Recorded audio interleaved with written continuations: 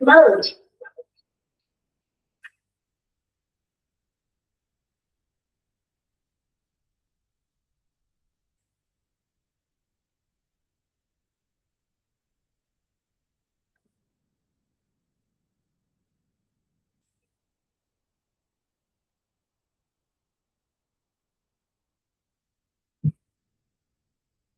আজকে হচ্ছে mainly gastric stimulated প্রবলেমগুলো আমরা সেটা ডিসকাস করবো।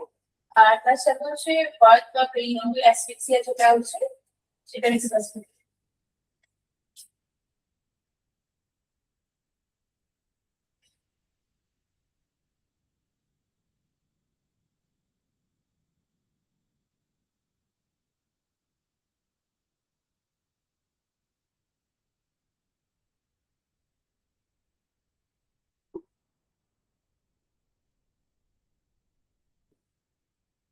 বার্থ অ্যাসফিক্সিয়া বা পেরিনেটাল অ্যাসফিক্সিয়া মানে আমরা যেটা বলি সেটা হচ্ছে বাচ্চা স্পন্টেনিয়াসলি জন্মের সময় নিঃশ্বাস নিতে পারেনি, নিজে নিজে যে নিঃশ্বাসটা নেওয়া স্টার্ট করে 30 সেকেন্ড থেকে 1 মিনিটের মধ্যে সেটা স্টার্ট করতে পারেনি।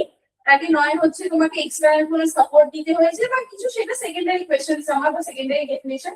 ফার্স্ট হচ্ছে পেরিনেটাল অ্যাসফিক্সিয়া মানে এটাই যে বাচ্চা নিজে থেকে নিঃশ্বাস নেওয়া করতে পারেনি, এটা হচ্ছে মোদ্দা কথা। এবার ইটিওলজি বা হচ্ছে তোমার কি কি ফ্যাক্টরস এর জন্য হতে পারে, বা কোনো নরমাল বাচ্চারই তো এটা হতে পারে না। কি কি ইটিওলজি আমরা এখানে কি কি দেখতে পাই, সেটা ফার্স্ট হচ্ছে তোমার প্রিনেটাল পিরিয়ড ফ্যাক্টরস, মানে হচ্ছে যখন হচ্ছে মানে প্রেগনেন্ট থাকছে সেই সময় কি কি হতে পারে। এক হতে পারে তোমার অ্যান্টিপার্টাম হ্যামারেজের জন্য, যেগুলো হচ্ছে placenta previa, abruption placenta. Placenta previa মানে জানো হচ্ছে প্লাসেন্টাটা লোয়ার সারফেসে লো লাইং হয় বা লোয়ার এ হিসেবে তোমার আটকে। আর অ্যাব্রাপশন প্লাসেন্টা হচ্ছে আগে সেপারেশন হয়ে আসে, প্রিমেচুর সেপারেশন যেটাকে বলে প্লাসেন্টা। এটার কারণে কি হয়, বাচ্চারা হচ্ছে ডিক্রিজ ব্লাড সাপ্লাই, অলরেডি বাচ্চা ব্লাড সাপ্লাই কমে যাচ্ছে, তো সেইখানে বাচ্চা হচ্ছে ফিটাল ডিস্ট্রেস হয়। আর এই ইনকম্প্যাটিবিলিটি কখন বলি, যখন হচ্ছে আমরা মায়ের ব্লাড গ্রুপ নেগেটিভ হচ্ছে আর বাবা হচ্ছে তোমার পজিটিভ ব্লাড গ্রুপ, তাহলে বাচ্চা পজিটিভ ব্লাড গ্রুপেরও হতে পারে, নেগেটিভ ব্লাড গ্রুপের হতে পারে। তো এই দ্যাট কেস হচ্ছে আমাদের বাচ্চারা ফার্স্ট বেবিটা যে মা হলো সেই ক্ষেত্রে অসুবিধা হয় না, কারণ মায়েরও তখন নেগেটিভ মানে আরএস ফ্যাক্টর মায়ের নেগেটিভ, বাচ্চারা পজিটিভ হলো, তখন একটা অ্যান্টিজেন অ্যান্টিবডি এক্সচেঞ্জ হয় যেটা মাকে মানে কোনো ক্ষতি করে না। বাট সেকেন্ড যে চাইল্ডটা হয় সেক্ষেত্রেও যখন বাচ্চাটা হচ্ছে তোমার পজিটিভ ব্লাডের গ্রুপের বাচ্চা হয়, তখন হচ্ছে প্লাসেন্টাল বেরিয়ার আমাদের খুবই উইক হয়, তো অ্যান্টিজেন অ্যান্টিবডি ট্রান্সফার হয়ে যায়। এবার ওর জন্য হচ্ছে এই যে আরএইচ ফ্যাক্টরটা হয় সেটা একটা অ্যান্টিবডি ফর্মেশন করে। এর জন্য ফার্স্ট চাইল্ড যখন কারোর আরেক ইনকম্প্যাটিবিলিটি মানে বাচ্চাটা মায়ের নেগেটিভ ব্লাড গ্রুপ, বাচ্চার ব্লাড গ্রুপ আমরা কড ব্লাড অলরেডি এলাম থেকে মানে লিভার রুম থেকে সিল করা হয়। কি কি দেখার জন্য, ফার্স্ট হচ্ছে ব্লাড গ্রুপিং আর হচ্ছে তোমার আরএইচ ফ্যাক্টর দেখার জন্য। দেখার পর দেখলাম যে বাচ্চার হচ্ছে আমাদের পজিটিভ ব্লাড গ্রুপ এসছে, তাহলে আমরা কি অ্যাডভাইস করি, ইনজেকশন প্রোগ্রাম, ওটা 28 উইকসেও দেওয়া হয়, বা যদি কেউ 28 উইকসে তখন within 72 hours of birth of child দেয়। তাহলে সেকেন্ড চাইল্ডের ক্ষেত্রে তখন হচ্ছে বাচ্চাটার হেমোলাইসিস হয় না, যত বেশি হেমোলাইসিস হবে তার মানে হচ্ছে তার আরবিসি তত বেশি ভাঙছে, ভেঙে তার বিলিরুবিন হাই হচ্ছে। এবার যত বেশি তার হাইপক্সিয়া হওয়ার চান্সেসও বেশি হয়। তো এই দ্যাট কেস যদি কোনো বাচ্চার আরএইচ ইনকম্প্যাটিবিলিটি থাকে, মায়ের বাচ্চার হচ্ছে পজিটিভ ব্লাড গ্রুপ, মায়ের নেগেটিভ ব্লাড গ্রুপ, সেক্ষেত্রে হাইপক্সিয়া হওয়ার চান্সেস অনেক বেশি থাকে, তো তখন হচ্ছে বাচ্চা অ্যাসফিক্সিয়াতে যেতে পারে। এবার হচ্ছে নেক্সট হচ্ছে তোমার এই ক্ষেত্রে তোমার যে এরিথ্রোব্লাস্ট যেগুলো হয় মানে আরবিসি সেল যেগুলো, সেগুলো ইম্যাচিওর হয়। এবার ইম্যাচিওর আরবিসি কোনো প্রপার ব্লাড সাপ্লাই নিয়ে যেতে পারে না, অক্সিজেন সাপ্লাই করতে পারে না, তার জন্য হচ্ছে বাচ্চা হাইপক্সিয়াতে যে সাফার করে। নেক্সট হচ্ছে আমরা প্রিএক্লাম্পসিয়া বা অ্যাক্লাম্পসিয়া, এখানে হচ্ছে তোমার ব্লাড প্রেশার হচ্ছে তোমার ইনক্রিজ হয়ে গেছে, মানে যে আমাদের ওয়ার্ল্ড বা হচ্ছে যে ভেসেলসে ব্লাডের প্রেশারটা বেশি হয়ে গেছে, এতেও হচ্ছে তোমার অক্সিজেন সাপ্লাই এবং ব্লাড সাপ্লাই প্রপার হচ্ছে না, যেখানে আমার ব্লাড সাপ্লাই প্রপার হচ্ছে না তার মানে হচ্ছে আমার অক্সিজেন সাপ্লাই ওখানে হচ্ছে কোনোভাবে কম যাচ্ছে, তার জন্য বাচ্চা সাফার করবে। একটা সুস্থ বাচ্চা জন্মানোর জন্য প্লাসেন্টাকে আমার হেলদি হতে হয়, কারণ প্লাসেন্টাই হচ্ছে তোমার বাচ্চাকে একটা মানে অক্সিজেন সাপ্লাই করছে বা নিউট্রিয়েন্ট সাপ্লাই করছে। ইন কেস হচ্ছে এইখানে ব্লাড সাপ্লাইতে কোনো খোট আছে, ব্লাড সাপ্লাই ঠিকঠাক হচ্ছে না, তার মানে এই পুরো সার্কেলটাই ঠিক হবে না, অক্সিজেন আমারও কমে যাবে, নিউট্রিয়েন্টসও বাচ্চা কমে যাবে।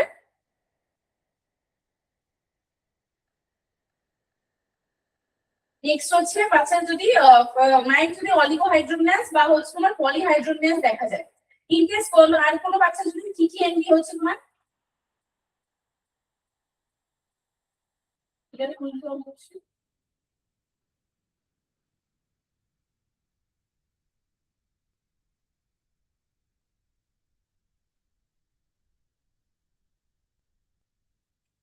এইটা কখনোই যখন কোনো বাচ্চার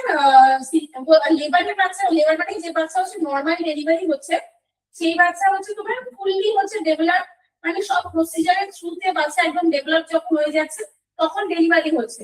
তো বাচ্চার লাংসও ওয়েল ডেভেলপ হয়ে যায়, লাংসও একবারে হচ্ছে লাংসে কোনো ফ্লুইড থাকে না।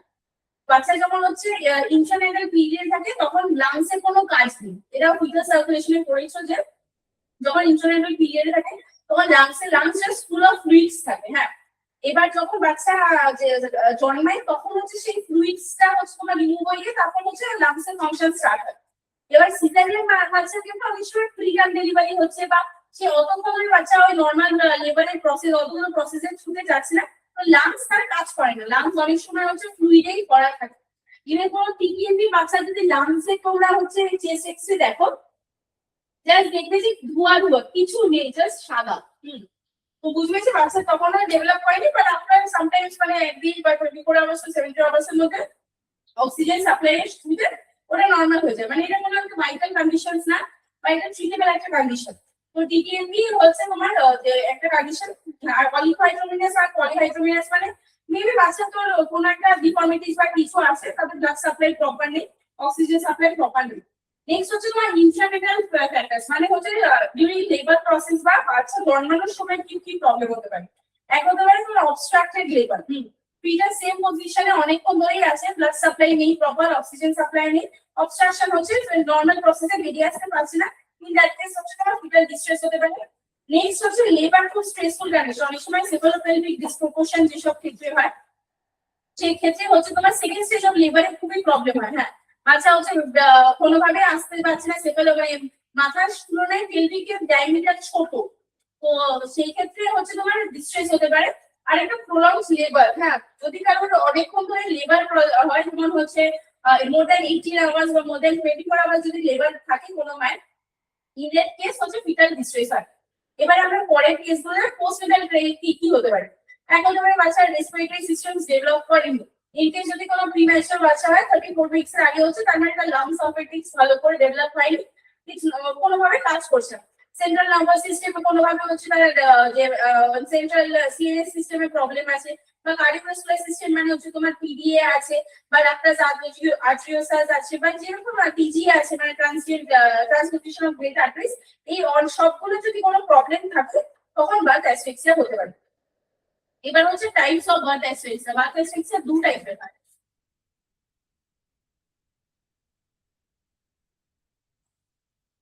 একটা হচ্ছে তোমার অ্যাসফিক্সিয়া লিভিটা, যেটা হচ্ছে তোমার মডারেট অ্যাসফিক্সিয়া, মানে এটা ইজিলি ট্রিটেবল, এটা হচ্ছে তোমার প্রগনোসিস গুড।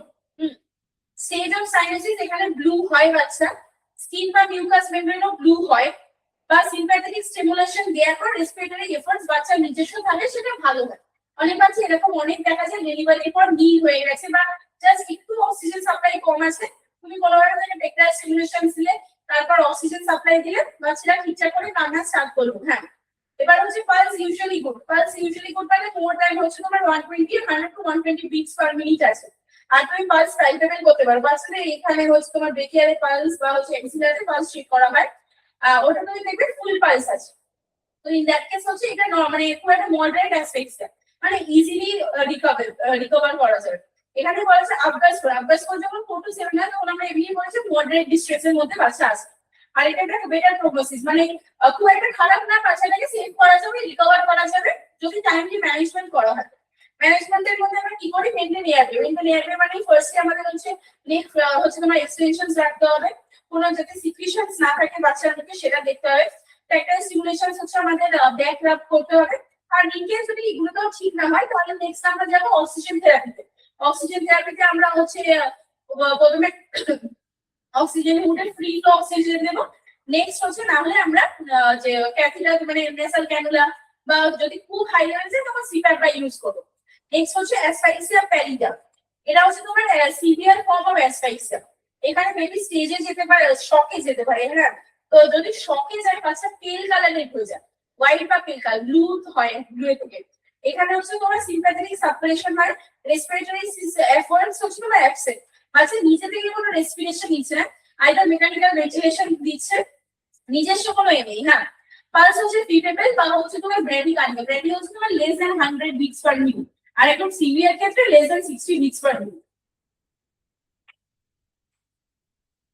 এখানে আউটকাস্ট করে হচ্ছে তোমার 0 to 3, এটা পুয়ার রিসাসিটেশন একটা, মানে পুয়ার প্রগনোসিস একটা, কারণ এই ক্ষেত্রে নয় তোমাকে হাই লেভেল অফ ম্যানেজমেন্টে যেতে হবে বাচ্চার, বা বাচ্চা মানে সার্ভাইভই করবে না। এখানে আউটকাস্ট করে আমরা 0 to 3 থাকবে। কর্ড ব্লাড যখন আমরা নেব তখন এখন পিএইচ যদি আমাদের নরমাল ব্লাড পিএইচ হচ্ছে তোমার 7.35 টু 7.45, লেস দ্যান যদি এটা যায় তাহলে হচ্ছে আমার অ্যাসিডোসিস, মোর দ্যান যদি এটা যায় তাহলে আমার অ্যালকালোসিস। যখন পিএইচ দেখবো তখন আমরা মোস্টলি আমরা দেখি এই ক্ষেত্রে রেসপিরেটরি অ্যাসিডোসিস আছে, তার মানে হচ্ছে আমার CO2 ভ্যালু ইনক্রিজ আছে, পিএইচ ডিক্রিজ আছে।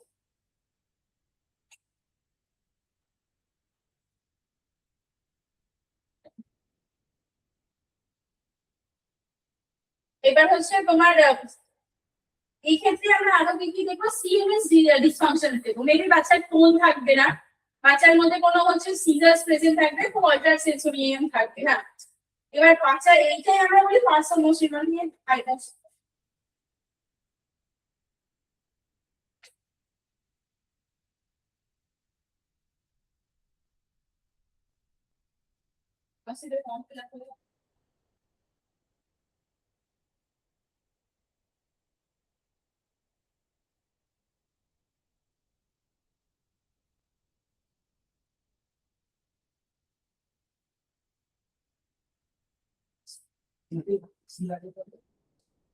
সিলেটি নার্সিং অফিসার পোস্ট ছিল না, খুবই কম, ওটাতে চান্স হবে সিনিয়র নার্সিং অফিসার এসেছে। যখন বাচ্চা বার্থ অ্যাসফিক্সিয়াকে ফেস করে তখন এই হাইপক্সিক ইসকেমিক এনসেফালোপ্যাথি এই একটা কন্ডিশন বাচ্চার মধ্যে ডেভেলপ করে। এবার এইগুলো স্টেজেস আছে, হ্যাঁ, এই তিনটে স্টেজেস হয়, আমি পরে আসি। এখানে হচ্ছে টার্ম নিউরোলেক্সের মোস্ট ব্রেন পার্ট কোথায় হচ্ছে, এখানে সেটা হচ্ছে প্যারাস্যাজাইটাল এরিয়া। স্যাজাইটাল এরিয়া আমার কোনটা ছিল,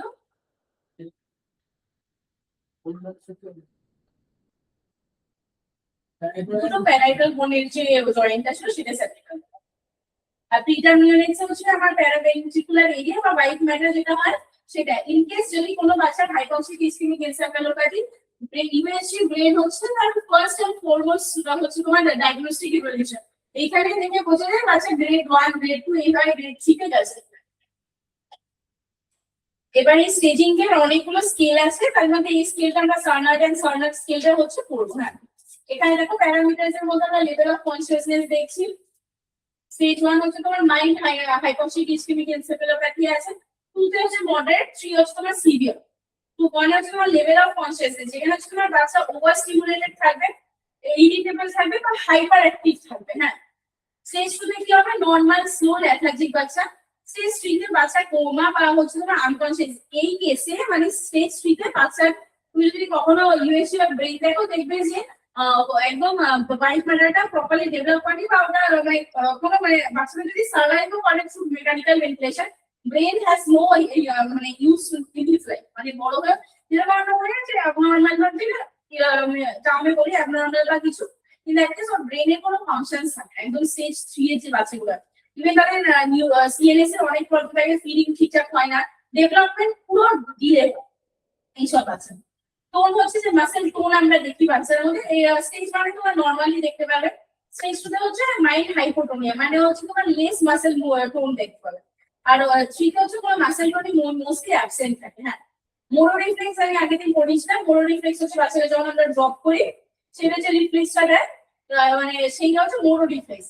এবার তখন বলেছিলাম যে কোন কোন ক্ষেত্রে এক্সেলেটেড মোরো রিফ্লেক্স হতে পারে, এই স্টেজ 1 এ হচ্ছে এক্সেলেটেড বেশি হতে পারে, তাহলে তুমি ড্রপ করলে যে নর্মাল রিঅ্যাকশনস গুলো হয় তার থেকে বেশি হতে পারে। হ্যাঁ, আর স্টেজ শুধু হচ্ছে তোমার নর্মাল মোর রিফ্লেক্স দেখতে পাও, আর স্টেজ 3 তে বাচ্চাকে তুমি ফেলে তোমার 45 ডিগ্রি অ্যাঙ্গেল থেকে নো রিঅ্যাকশন, কারণ তার মাসেল কোনো কিছু নেই, ওই ব্রেনও কোনো কাজ করছে না, জাস্ট অটোনমিক ইনভলভমেন্টের মধ্যে হচ্ছে তোমার এখানে হচ্ছে যখন স্টেজ 1 থাকে বাচ্চার চোখ হচ্ছে ডাইলিউট হয়ে যায়, মানে ডাইলেট হয়ে যায়, এই যে পিউপিলটা থাকে, হ্যাঁ না ডাইলেট হয়ে যায় সাইজ, এই যে পিউপিলটা থাকে যখন লাইট থাকে তখন দেখা যায় যে ডাইলেট, ওটাকে হচ্ছে মাইড্রিয়াসিস বলে।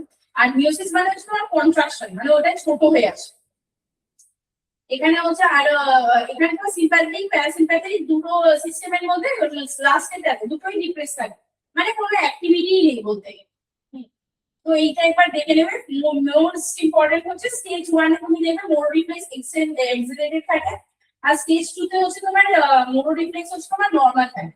সিজার আবার কোন স্টেজে প্রেজেন্ট থাকে? স্টেজ 2 এ। এগুলো ইম্পর্টেন্ট।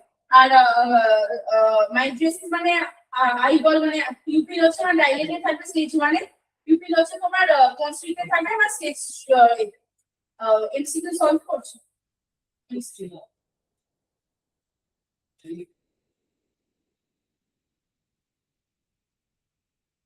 ইনভেস্টিগেশন ইন চয়েস ফার্স্টে বলে transcranial USG, USG of brain হচ্ছে তোমার একমাত্র মানে ফার্স্ট চয়েস অফ, তারপর ডেফিনেটলি ইনভেস্টিগেশন অলওয়েজ আমরা এমআরআই দিয়ে চুজ করব, but first and foremost choice হিসেবে ইউএসজি। আরেকটা হচ্ছে তোমার অ্যামপ্লিটিউড ইন্টিগ্রেটেড ইলেকট্রোএনসেফালোগ্রাফি, ইইজিও হচ্ছে বাচ্চাদের করা হয়, জাস্ট ওই মানে নর্মাল অ্যাক্টিভিটিটা দেখার জন্য, বাট সেটা তোমার যখন সিজার্স প্রেজেন্ট থাকে বাচ্চার, সেই ক্ষেত্রে মানে রিপিটেড সিজার আসছে কোনো বাচ্চা, সেই ক্ষেত্রে তুমি হচ্ছে ইইজি দিকে যাই আমরা, না হলে হচ্ছে আমরা ফার্স্ট এন্ড ফরমোস্ট হচ্ছে ইউএসজি। আর হচ্ছে তোমার এইগুলো লাস্ট নিচে লেখা আছে ইউজ টু ডিটেক্ট সিজার্স, মানে কখন ব্রেনের অ্যাক্টিভিটি মধ্যে সিজার আসছে, এগুলো ইজিলি বেডসাইডেই করা যায়। আর হচ্ছে তোমার এখানে বাচ্চাকে হচ্ছে তোমার পেডিক্লোরিন বা হচ্ছে সেডেশন করতে হবে আমাদের বাচ্চা, কারণ বাচ্চাকে যদি বলতে পারবে না এতক্ষণ চুপ করে শুয়ে থাকো, ইন দ্যাট কেস হচ্ছে ইজির জন্য বাচ্চাকে কোনোভাবে সেডেট করতে হয়। আর আইভি ফ্লুইডস আর সবসময় দেখতে হবে স্যাচুরেশন মেইনটেইন হচ্ছে কিনা, কারণ বাচ্চা যখন সিজার্স আসে তখন স্যাচুরেশন অলওয়েজ ড্রপ হয়ে যায় আর হার্ট রেট ইনক্রিজ হয়ে যায়। এই প্যারামিটারস গুলো দেখে আমরা বুঝতে পারি যে বাচ্চা সিজার্স হচ্ছে, কারণ বাচ্চাদের এবার চিটারিনেসও হতে পারে, সিজার্সও হতে পারে, বাচ্চাদের অনেক সময় বোঝা যায় না, সেটার জন্য। আর লেটেস্ট হচ্ছে তোমার মডারেট টু সিভিয়ার, যে লেটেস্ট ট্রিটমেন্ট হিসেবে আমরা কি দিচ্ছি, সেটা হচ্ছে মডারেট টু সিভিয়ার হচ্ছে থেরাপিউটিক হাইপোথার্মিয়া। বেবি টেম্পারেচারটাই আমরা রাখবো হচ্ছে 33.5 টু 35 ডিগ্রি সেলসিয়াস এর মধ্যে, ফার্স্ট 4 to 6 আওয়ার্স এর মধ্যে। হ্যাঁ, এতে আমার কি হচ্ছে বাচ্চার এটা দেখা যাচ্ছে বাচ্চার মর্টিলিটি বা নিউরোমরবিডিটি মানে হচ্ছে নার্ভের ফাংশনটা মানে অতটা খারাপ হচ্ছে না যতটা তুমি এমনি নর্মাল টেম্পারেচারে রেখে হচ্ছে। আরেকটা হতে পারে যে আরেকটা যে নিউরোনিটাল সিজার্স বাচ্চাদের কখন আসে, কোন vitamin deficiency of vitamin B6,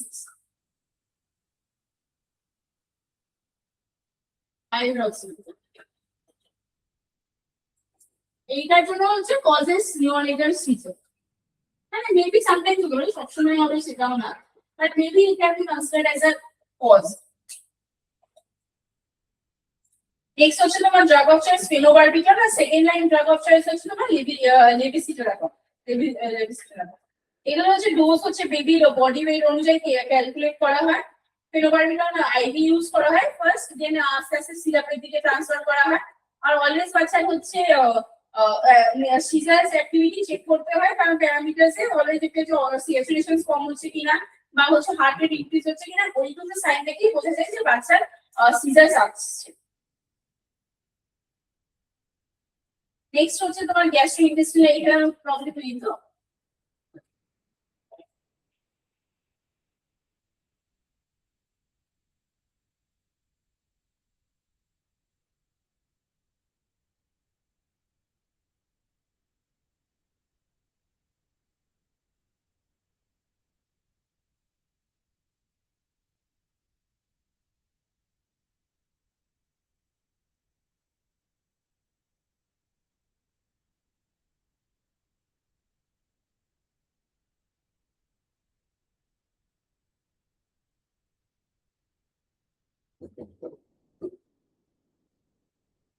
MCQ করার সময় নোটস থেকে আসছে, এমসিকিউ আমি কভার করেছি।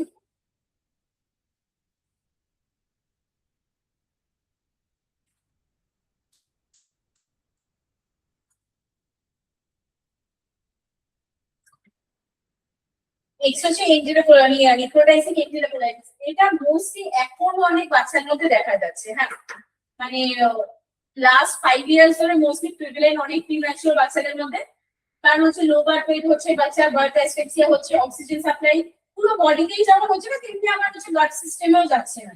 তো গাট সিস্টেম যদি প্রপারলি, এবার অনেক সময় প্রিম্যাচিওর বাচ্চাদের কি হয়, মায়ের ব্রেস্ট মিল্ক হচ্ছে না, 6 মাসে যদি কোনো বাচ্চা ডেলিভারি হয়, অ্যাজ ইউজুয়াল মায়ের ব্রেস্ট মিল্ক হয় না, তো সেই ক্ষেত্রে হয়তো বটল মিল্ক হচ্ছে না। তো সেটাও একটা রিজন হতে পারে, আর্লি ইনিশিয়েশনস অফ বটল ফিডিংস বা হচ্ছে তোমার এক্সটার্নাল ফর্মুলা যেগুলো হয়, ফর্মুলা ফিড, সেইগুলো হচ্ছে can be a reason for necrotising এনটেরোকোলাইটিস।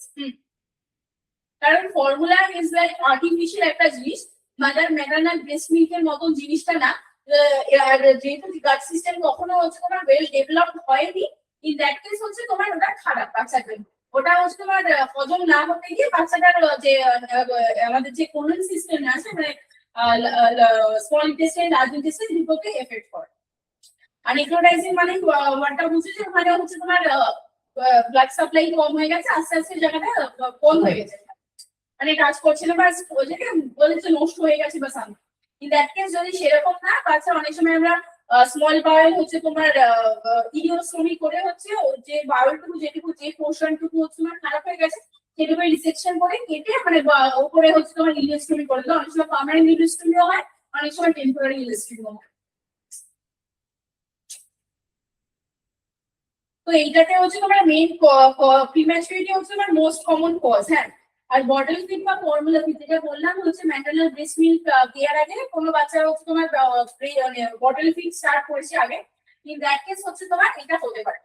Indomethacin হচ্ছে তোমার ইন্টারন্যাশনাল পিরিয়ডে হচ্ছে ইন্ডোমেথাসিন, এটা আন্ডারলাইন করে রাখো, এই ড্রাগটা ইন্ডোমেথাসিন যেটা আছে কাইন্ড অফ এনএসএ, সো এটা যদি ইন্টারন্যাশনাল পিরিয়ডে ইউজ করা হয়, অনেক সময় পলিহাইড্রোকিনাসের ড্রাগ অফ চয়েস হচ্ছে তোমার ইন্ডোমেথাসিন। তো যদি ইউজ করা হয় তাহলে বাচ্চার হচ্ছে ইন্টেস্টিনাল মিউকোসা কে ড্যামেজ করে। তো ইন দ্যাট কেস বাচ্চা যখন জন্মায় তখন নেক্রোটাইজিং এনটেরোকোলাইটিস হতে পারে। এগুলো জাস্ট মেবি আর risk factors of enterocolitis. Intestinal infection, কোনোভাবে ইন্টেস্টিনে হয়তো ধরো ইনফেকশনস হয়ে গেছে। নেক্সট হচ্ছে তোমার পিডিএ। পিডিএ হচ্ছে প্যাটেন্টাকাস আর্টেরিওসাস, যেখানে ব্লাড সাপ্লাই হচ্ছে তোমার কম, O2 স্যাচুরেশন কম, হাইপক্সিয়া হয়ে গিয়ে ওই জায়গাটায় ব্লাড বা অক্সিজেন সাপ্লাই যেতে পারেনি, তার জন্য ওইখানটা নেক্রোসিস হয়ে গেছে। হ্যাঁ, নেক্সট হচ্ছে তোমার মোস্ট কমন পার্ট কি কি হয়, যদি স্মল ইন্টেস্টাইনের মধ্যে দেখি তাহলে আমরা টার্মিনাল ইলিয়া মানে শেষের পার্টটুকু হয়, আর যদি লার্জ ইন্টেস্টাইনের মধ্যে দেখি তাহলে আমরা অ্যাসেন্ডিং কোলন, মানে এই অ্যাসেন্ডিং কোলন ট্রান্সভার্স ডিসেন্ডিং, এখানে তো অ্যাসেন্ডিং এর দিকটা মেনলি হয়। এটা আন্ডারলাইন করে রাখবে যে কোথায় বেশি এনএসি হয়, মোস্ট কমন এফেক্ট দিয়ে যাবে। এবার এনএসি টা হচ্ছে তোমার বেলস ক্লাসিফিকেশনের মধ্যে আমরা বলি যে কোনটার কি রকম কি, মানে কোন ক্লাসিফিকেশনের মধ্যে আছে। হ্যাঁ, এবার হচ্ছে তোমার stage 1A, stage 1 A 1B, 2A 2B and 3A 3B। হ্যাঁ, এবার এখানে আমরা সিস্টেমিক এর মধ্যে আমরা হচ্ছে ব্র্যাডিকার্ডিয়া 1A তে যখন দেখি তখন বাচ্চা থেকে ব্র্যাডিকার্ডিয়া হচ্ছে ফিড নিচ্ছে না। ফার্স্ট তুমি বুঝবে যে বাচ্চা ফিড নেয়, হয়তো যতটা ফিড নিচ্ছ ততটাই নয়, হচ্ছে অ্যাসপিরেট করে দেখছো যে সেম আসছে, ইভেন হচ্ছে বাইল মিক্স আসছে, দুধ তো সাদা, যখন অ্যাসপিরেট করবে দেখবে বাইল মিক্স আসছে অনেক সময়। তুমি 20 ml দিচ্ছ, 20 ml তুমি 2 ঘন্টা পর দেখছো যে নিচ্ছে, বা বাচ্চা সঙ্গে সঙ্গে ভমিট করছে। These are all the signs that something is problematic in the digestive system.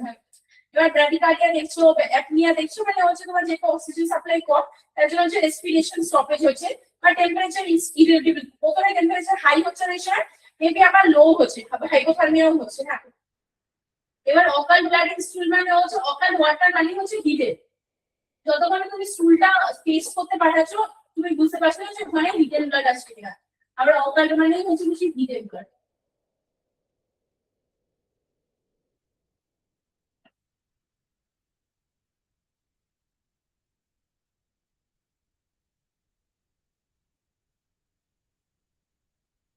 মানে হেমাটোচিজিয়া আমরা বলি যে ফ্রেশ ব্লাড।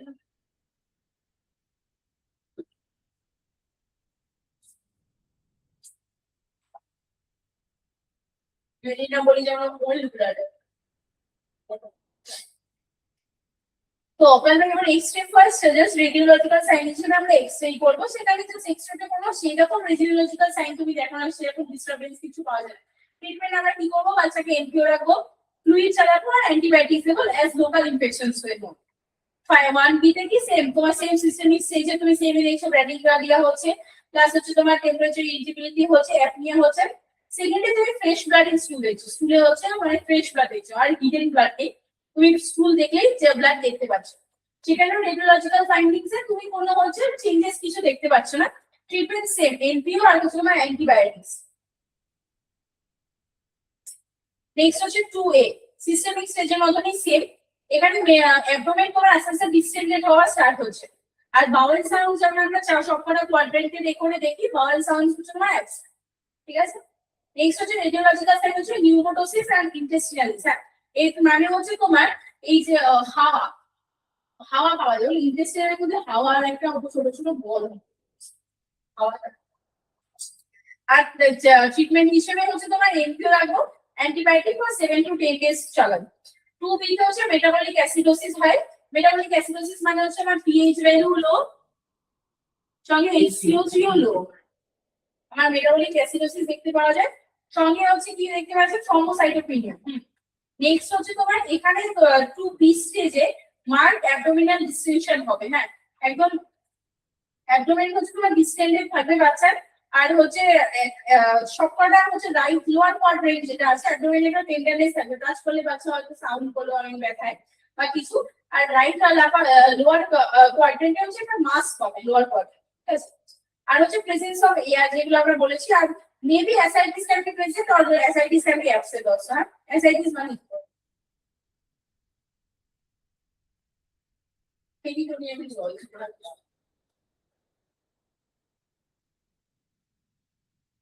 এটা তো হলো ট্রিটমেন্ট কি এনপিও আর হচ্ছে অ্যান্টিবায়োটিক ফর 10 to 14 ডেজ। হ্যাঁ, নেক্সট হচ্ছে অ্যাসিডোসিস 3, এতে তুমি কি হবে অ্যাসিডোসিস প্লাস নিউট্রোপিনিয়া। হ্যাঁ, নিউট্রোপিনিয়া মানে হচ্ছে প্লেটলেট কাউন্ট তোমার ড্রপ করছে। হ্যাঁ, নিউট্রোপিনিয়া মানে না, সরি, নিউট্রোপিনিয়া হচ্ছে তোমার নিউট্রোফিলস কাউন্ট ডিক্রিজ হচ্ছে, থ্রম্বোসাইটোপিনিয়া হচ্ছে প্লেটলেট কাউন্ট। এখানে তোমার অ্যাবডোমিনাল ডিসটেনশন একদম প্রপার দেখবে, ভেইনস গুলো বাচ্চার পেটের যে ভেইনস গুলো হয় সেগুলো এতটাই প্রমিনেন্ট বোঝা যায় অ্যাবডোমিনাল ডিসটেনশনে অতটাই হয়। প্লাস টেন্ডারনেস আর পেরিটোনাইটিস মানে অলরেডি তোমার পেরিটোনিয়ামে হচ্ছে ইনফেকশন হয়ে গেছে, এক্ষেত্রে তোমার অ্যাসাইটিস হচ্ছে জল জমছে।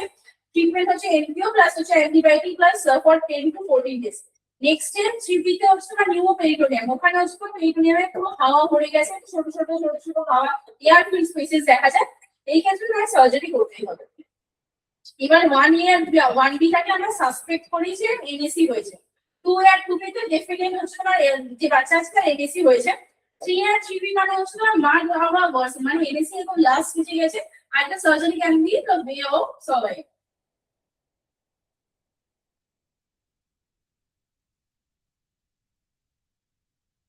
এবার একটা ট্রায়াল আছে, কি কি দেখা যায় যদি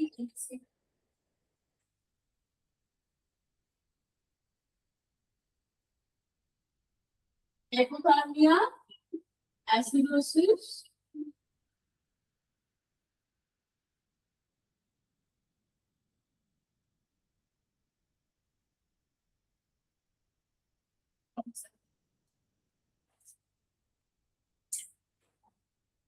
এখানে আমরা ট্রিটমেন্ট হিসেবে যে এনপিও রাখবো আমরা বাচ্চাকে, প্লাস হচ্ছে অ্যান্টিবায়োটিক্স লোকাল ইনফেকশনস এর জন্য, প্লাস হচ্ছে যদি ব্রড স্পেকট্রাম অ্যান্টিবায়োটিক্স হবে অ্যান্টিসিডি প্লাস জেন্টামাইসিন প্লাস মেট্রোনিডাজোল। হ্যাঁ, এইগুলো চালাবো।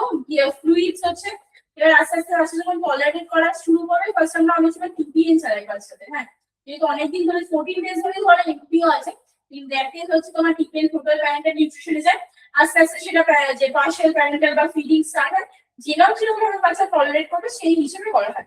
ফ্লুইডস দেওয়া হয়, অক্সিজেন থেরাপি দেওয়া হয়, কারণ এটা বার্থ অ্যাসফিক্সিয়া থেকেও ডেভেলপ করতে পারে, বা হচ্ছে অ্যাবডোমেন যদি ডিসটেন্ডেড হয়ে যায় সেক্ষেত্রেও বাচ্চার হচ্ছে যে রেসপিরেটরি ডিস্ট্রেস হয়, তো দেখতে হবে অক্সিজেন প্রপার পাচ্ছে কিনা। আর হচ্ছে প্যারেন্টস কে অলওয়েজ হচ্ছে মানে আমাকে শিখিয়ে দিতে হবে যে লক্ষ্য রাখতে যে ফিলিং টলারেট হচ্ছে কিনা, যে ফিডটা দিচ্ছে সেটাকে ইয়েলো হিসেবে ভমিট করে দিচ্ছে না সেটা টলারেট করছে। ঠিক আছে, কোনো অসুবিধা নেই এনসিপি।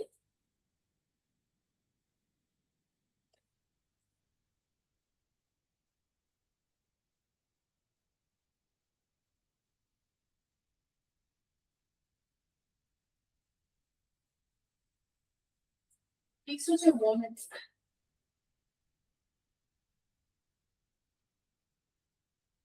এগুলো ছোট ছোট টপিক, বাট জাস্ট NSE হচ্ছে ইম্পর্টেন্ট।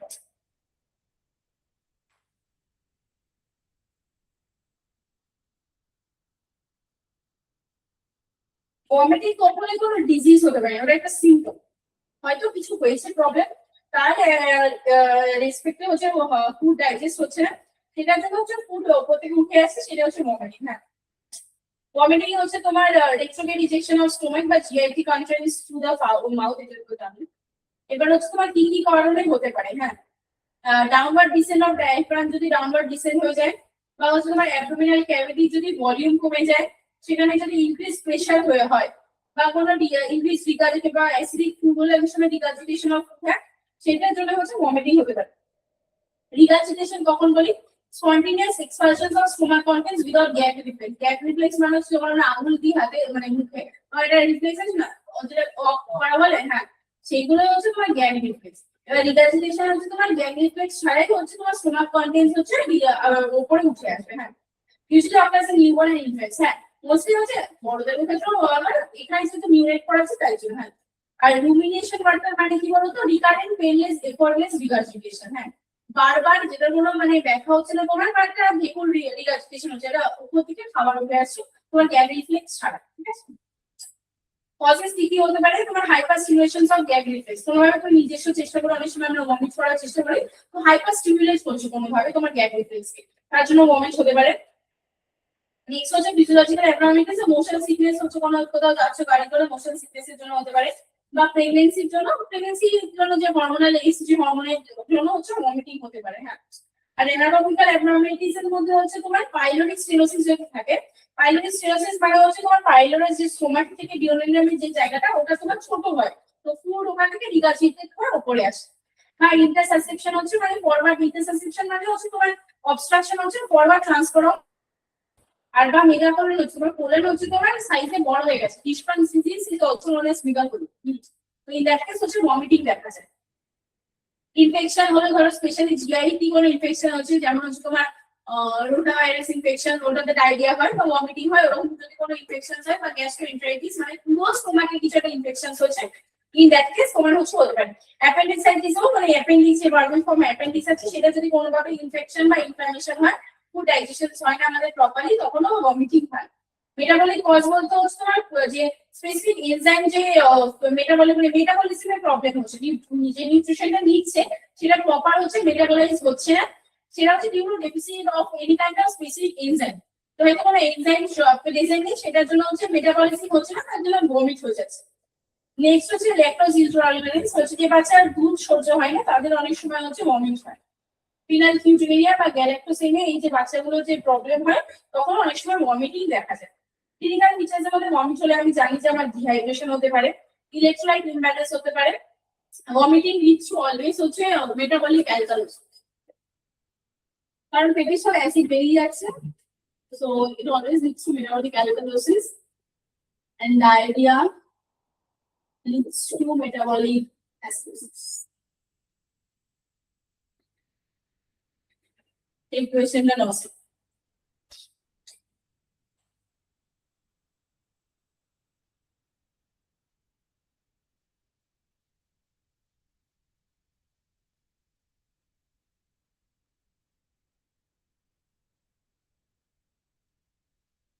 ডিহাইড্রেশন অ্যালকোহল, যে ইলেক্ট্রোলাইট ইমব্যালেন্স মানে সোডিয়াম পটাশিয়াম সবকিছু, ক্লোরিন ক্লোরাইড সবকিছু ইলেক্ট্রোলাইটের ইমব্যালেন্স হয়, বা ফ্লুইড লস হয়, এক্সট্রা ম্যালনিউট্রিশন হতে পারে, যেহেতু ফুড প্রপারলি হচ্ছে মেটাবলাইজ হচ্ছে না বা হজম হচ্ছে না, বা ওয়েট লস হতে পারে। ইন কেস অফ বাচ্চাদের ভমিটিং এর সময় অ্যাসপিরেশন হচ্ছে। তো আর ফার্স্ট হচ্ছে তোমাকে কজটা খুঁজে বের করতে হবে, ভমিটিং কেন হচ্ছে।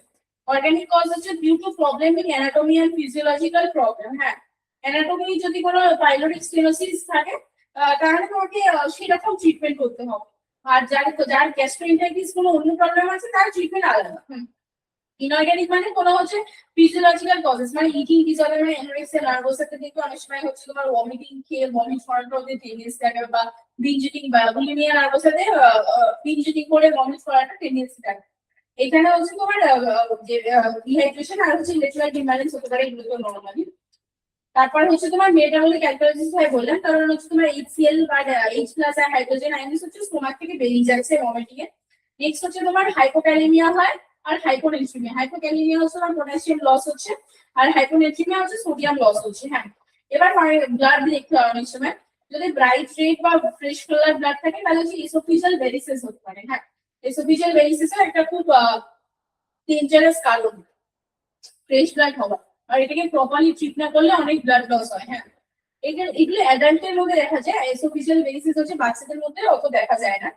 আর ডার্ক ব্রাউন বা হচ্ছে তোমার হেমেটাইটিস যেটা বলে, হেমেটাইটিস যেটাকে বলে, বা কফি কালার বা ওই ক্ষেত্রে হচ্ছে গ্যাস্ট্রাইটিস, মানে হচ্ছে তোমার জিআই তে হচ্ছে স্টোমাকেও তোমার ইনফ্লামেশন হয়েছে।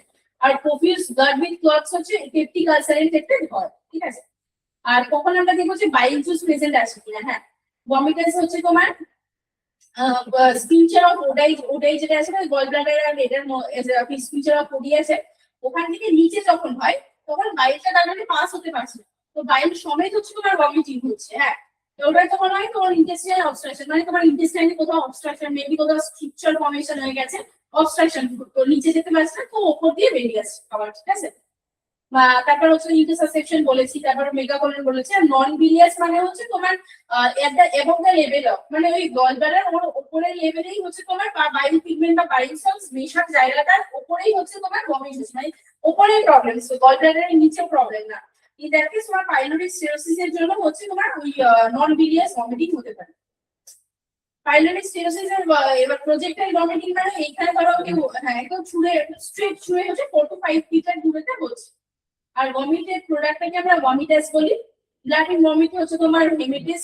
আর early symptoms of increase intracranial pressure যদি বাচ্চাদের মধ্যে বাড়ে, অনেক সময় হচ্ছে তোমার প্রজেক্টাইল ভমিটিং একটা সাইন, ইভেন হচ্ছে তোমার পাইলোরিক সিরোসিসের একটা সাইন এন্ড সিম্পটমস হচ্ছে তোমার যে projectile vomit. Most common cause of ভ্যামিলি, হ্যাঁ বাচ্চাদের ক্ষেত্রে অনেক সময় খাওয়ার পর একটুখানি মুখ থেকে দুধ করে ওটাকে হচ্ছে তোমার এরোফেজিয়া, মানে এয়ার ইনজেকশন করে নিয়েছে, প্রপার বার্পিং করলে ওটা আর হয় না। এই জন্য বলে খাবারের একটু অলওয়েজ প্রপার বার্পিং করো, নাহলে ভমিট করে বাচ্চা। Most common cause of vomiting in হচ্ছে তোমার চিলড্রেন লেস দ্যান 7 ইয়ার্স হচ্ছে তোমার গ্যাস্ট্রাইটিস, আর মোর দ্যান 7 ইয়ার্স হচ্ছে তোমার অ্যাপেন্ডিসাইটিস। অনেক সময় মাইগ্রেন হেডেকের জন্য হতে পারে, জিআই ডিস্টারবেন্সের জন্য হতে পারে। এবার আমার নার্সিং প্রায়োরিটি কি হচ্ছে এয়ারওয়ে, বাচ্চা যাতে কোনোভাবেই ভমিটিং এর থ্রুতে আমার অ্যাসপিরেশন না হয়, অলওয়েজ হচ্ছে তোমার সাইড লাইন পজিশন দেবো বাচ্চাকে। আর হচ্ছে ভমিটাসের হচ্ছে অলওয়েজ কোয়ান্টিটি দেখবো, কতবার হচ্ছে দিনের ফ্রিকোয়েন্সি দেখবো, আমি দেখবো যে ওখানে ব্লাড আছে কিনা, ওখানে বাইল আছে কিনা, সবকিছু চেক করবো। আর হচ্ছে অল্প অল্প ঠান্ডা জল দেবো যাতে মশিয়া না হয়। আর অ্যান্টিবায়োটিক্স ড্রাগস এর মধ্যে ডমপেরিডল আর মেটাফ্লোপ্রোমাইড হচ্ছে তোমার ড্রাগ অফ চয়েস। হ্যাঁ, আর এখানে আমরা অলওয়েজ দেখবো সাইন অফ হচ্ছে ডিহাইড্রেশন। ভমিটিং এ অলওয়েজ যদি অনেক মাত্রায় কেউ ভমিট করে দেন তার হচ্ছে ডিহাইড্রেশন ডেভেলপ করতে পারে। তো আমরা দেখবো যে ডিহাইড্রেশন ডেভেলপ করছে কিনা।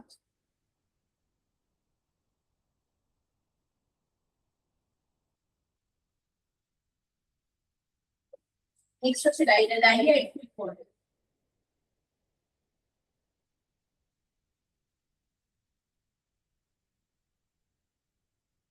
ডায়রিয়াতে গিয়ে নর্সেল বুঝতে পারতেছে পলিটিস আকার ফর্মুলা বা হচ্ছে plan A plan B plan C থেকে ফর্মুলা পেশেন্টস আসে।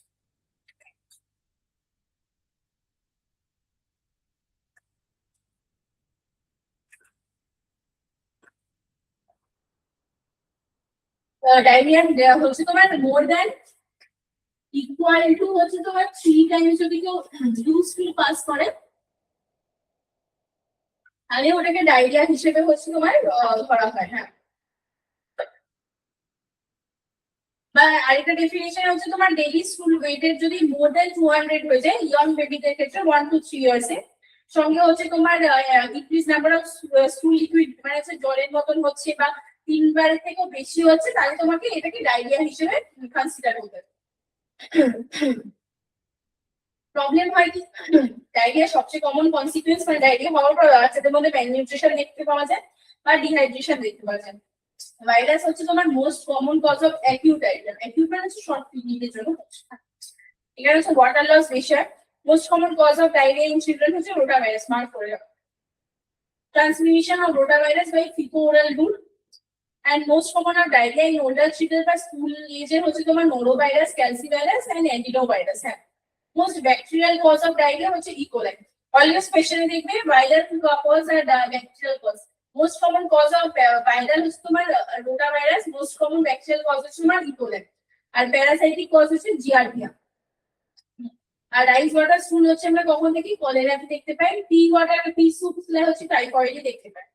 এবার টাইপস অফ ডায়রিয়া, ফার্স্ট হচ্ছে তোমার অ্যাকিউট ডায়রিয়া, যেটা হচ্ছে লেস দেন 2 উইকস হবে বা 14 ডেজ, আর ইনফেকশনস এর নেচার, মেবি কোনো ইনফেকশনস এর জন্য হয়েছে। হ্যাঁ, ফার্স্ট। তারপর পারসিস্টেন্ট হচ্ছে তোমার স্টার্ট অ্যাজ অ্যাকিউট, হয়তো অ্যাকিউট যে 14 চিহ্নের হিসেবে হয়তো স্টার্ট হয়েছিল, বাট পারসিস্ট করেছে তার মোর দ্যান 2 উইকস, আর এটা হলো ইনফেকশাস কজ। হ্যাঁ, ক্রনিক মানে হচ্ছে ডিউরেশন মোর দ্যান 4 উইকস, মানে হচ্ছে 28 days, non infectious, associated with হচ্ছে তোমার ম্যাল অ্যাবজর্পশন। তারপর হচ্ছে তোমার irritable bowel disease, cystic fibrosis, coeliac disease, lactose intolerance, এগুলো হচ্ছে তোমার মেটাবলিজম প্রবলেমের জন্য হচ্ছে যেগুলো করছে কোনো ইনফেকশাস কারণে। তাই হচ্ছে তোমার ক্রনিক হচ্ছে তোমার মোর দ্যান 4 উইকস বা হচ্ছে তোমার নন ইনফেকশাস কারণে হয়। On the basis of clinical condition, acute watery diarrhea হচ্ছে তোমার liquid stool which contain only fluid and water. It may cause dehydration and water loss. Example হচ্ছে রাইস ওয়াটার তো মানে কলেরাটা হয় যে জলের মতন হয়, বুঝতে। acute bloody diarrhea বা dysentery, যেটা হচ্ছে অ্যামিবি dysentery বলি আমরা, অ্যান্টামোবিয়া হিস্টোলাইটিকার জন্য হয়। এখানে হচ্ছে ব্লাড লস হয়। ব্যাসিলারি dysentery মানে হচ্ছে শিগেরার জন্য হয়। এটা একটু মোর ব্লাড লস হয়, এটা ডেঞ্জারাস ইন নেচার। হ্যাঁ, আর ক্রনিক পারসিস্টেন্ট ওয়াটারি ডায়রিয়া তো বললাম, ওয়াটারি ডায়রিয়ার মতন স্টার্ট হবে, 14 দিনের বেশি যাবে এটা। আর এই গুলোর জন্য তোমার মেল নিউট্রিশন হয়। হ্যাঁ, ডায়রিয়া হলেই মেল নিউট্রিশন হতে হবে আর ডিহাইড্রেশন। নার্সিং কেয়ারের মধ্যে আমরা কি কি দেখবো, স্টুলের কনসিস্টেন্সি দেখবো, কতবার হচ্ছে বা কতটা অ্যামাউন্ট হচ্ছে, ফ্রিকোয়েন্সি হচ্ছে, কালার, অর্ডার বা অ্যামাউন্ট, এগুলো চেক করবো। মেটাবলিক অ্যাসিডোসিস হয় বললাম ডায়রিয়ার ক্ষেত্রে, যেহেতু লস হচ্ছে বাইকার্বনেট লস হয়ে যায়। অ্যান্টিডায়রিয়াল ড্রাগস হচ্ছে তোমার লোপেরামাইড। হ্যাঁ, ওপিওয়েড হচ্ছে তোমার ইনফেকশন ডায়রিয়ার ক্ষেত্রে হচ্ছে কন্ট্রাইন্ডিকেটেড। ইনফেকশন ডায়রিয়ার ক্ষেত্রে ওপিওয়েড হচ্ছে তোমার পেরিসাইকেল মুভমেন্টটাকে কমিয়ে দেবে, তো ইনফেকশনটা তো বেরাতেও পারবে না। তো ইনফেকশন ডায়রিয়ার ক্ষেত্রে ইনডাক্টিভ হচ্ছে তোমার লোপেরামাইড বা হচ্ছে তোমার এনি কাইন্ড অফ ওপিওয়েডস হচ্ছে তোমার কন্ট্রাইন্ডিকেটেড।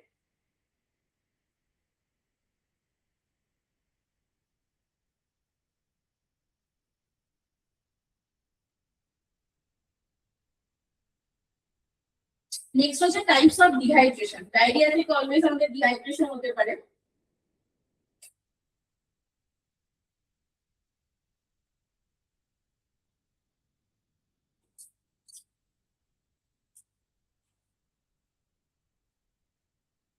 একটা হয় আইসোটোনিক হচ্ছে তোমার ডিহাইড্রেশন, যেখানে ইকুয়াল লস অফ ফ্লুইড হয়েছে আর ইকুয়াল লস অফ ইলেকট্রোলাইটস হয়েছে। হ্যাঁ, এখানে ইন্ট্রাসেলুলার ফ্লুইড আর এক্সট্রাসেলুলার ফ্লুইডের মধ্যে কোনো ট্রান্সফার হয়নি, কোনো শিফটিং অফ ফ্লুইড হয়নি, তো সেলের সাইজও আমার চেঞ্জ হয় না। এখানে আমরা আইসোটোনিক ফ্লুইড হিসেবে হচ্ছে আরএল বা এমএস হচ্ছে তোমার যে চয়েস অফ ফ্লুইড।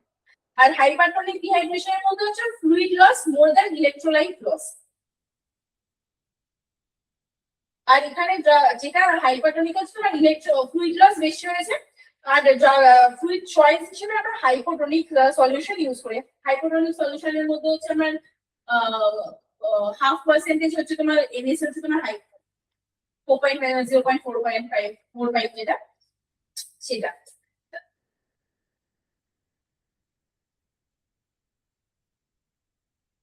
নেক্সট হচ্ছে তোমার হাইপোটোনিক সলিউশন। হ্যাঁ, এখানে কনসেন্ট্রেশন অফ ইসি মানে এক্সট্রাসেলুলার ফ্লুইডের যে কনসেন্ট্রেশন সেটা ইনক্রিজ হয়ে যায়। হ্যাঁ, এখানে হাইপারটোনিক ডিহাইড্রেশনের ক্ষেত্রে সেলুলার শ্রিঙ্কেজ হয়। হ্যাঁ, সেল ছোট হয়ে যায়। আর হাইপোটোনিকের ক্ষেত্রে হচ্ছে প্লাজমা অসমোলারিটি ডিক্রিজ করে। ইলেকট্রোলাইট লস হচ্ছে তোমার ফ্লুইড লসের থেকেও বেশি হয়। এখানে তোমার শিফট হয় এক্সট্রা সেলুলার ফ্লুইড থেকে ইন্ট্রাসেলুলার ফ্লুইডে শিফট হয়, তার জন্য হচ্ছে তোমার সেলে হচ্ছে তোমার সোয়েলিং হয়ে যায়। ঠিক আছে, যেহেতু হাইপোটোনিক ডিহাইড্রেশন হয়েছে, তাহলে চয়েস অফ ফ্লুইড হচ্ছে তোমার হাইপারটোনিক। হাইপারটোনিক হচ্ছে D5, এগুলো তোমার D10, এগুলো হচ্ছে তোমার hypertonic solution. Most common type of dehydration, এগুলো তো আমরা জানি আইসোটোনিক মোস্ট কমন হয়, মানে ফ্লুইড লস আর ইলেকট্রোলাইট অলওয়েজ ইকুয়াল হচ্ছে। হ্যাঁ, ডেঞ্জারাস কখন হয়, হাইপোটোনিক ডিহাইড্রেশন যখন হয়, কারণ এখানে তোমার যেহেতু ফ্লুইড শিফটিং এক্সট্রাসেলুলার টু ইন্ট্রাসেলুলারে হচ্ছে, তাহলে তোমার হচ্ছে ইন্ট্রাক্রেনিয়াল হ্যামারেজের চান্সেস বেশি। তাই সবচেয়ে ডেঞ্জারাস হচ্ছে হাইপোটোনিক ডিহাইড্রেশন। এবার হচ্ছে আইএনসিআর ক্লাসিফিকেশনে। হ্যাঁ, ফার্স্ট হচ্ছে তোমার নো ডিহাইড্রেশন।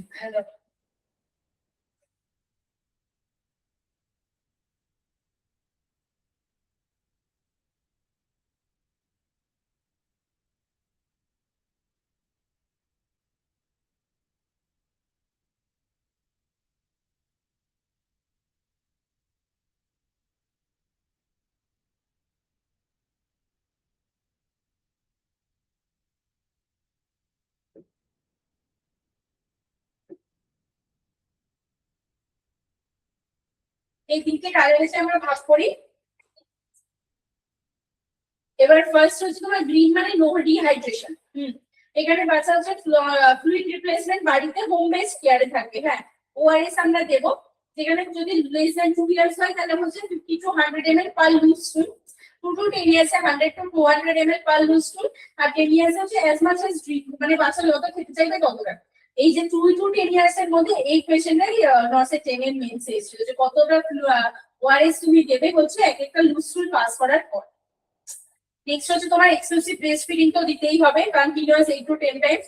সঙ্গে এক্সট্রা ফ্লুইড বাড়িতে কি কি দিতে পারি, রাইস ওয়াটার, চালের জল যেগুলো হয়, বা কোনো টাইপ অফ স্যুপ বা ব্রথ, বা হচ্ছে তোমার কোকোনাট ওয়াটার। আর এখানে বাচ্চাকে হসপিটালাইজ করার কোনো দরকার নেই, এখানে বাড়িতে হোম বেসড ট্রিটমেন্ট হবে। ইনকেস যদি ফার্দার কোনো বাজে মানে ডিহাইড্রেশন বাড়ছে বা প্রপার ব্লিডিং হচ্ছে না, তখন দেখা যাবে। আর ডেঞ্জার সাইন্স গুলো হচ্ছে তোমার মাকে এডুকেট করতে হবে, যে ডিহাইড্রেশন বা হচ্ছে চোখে যে পেইনেস বা হচ্ছে তোমার ক্র্যাক লিক হয়ে গেছে, বা হচ্ছে তোমার টাঙো ড্রাই হয়ে গেছে, সেই ডেঞ্জার সাইন গুলো বলতে হবে। আর কখন বাচ্চাকে নিয়ে হচ্ছে তোমার পিএইচসি বা নিয়ার বাই হেলথ কেয়ার সেন্টারে যেতে হবে সেটা বলতে হবে। এবার zinc supplementation is very important for diarrhoea. কেন বলো, সেটা হচ্ছে তোমার জিঙ্ক হচ্ছে তোমার সিভিএটি মানে যতবার ফ্রিকোয়েন্সি অফ স্টুলটাকে ডিক্রিজ করে, ইন্টেস্টাইনের যে মিউকাসাল লেয়ার আছে সেটাকে হচ্ছে তোমার প্রপার হিলিং করে। হ্যাঁ, আর নেক্সট 2 to 3 মান্থসে এগুলো লেখা আছে। নেক্সট 2 to 3 মান্থস যাতে না হয় ডায়রিয়া সেটার জন্য দেয়।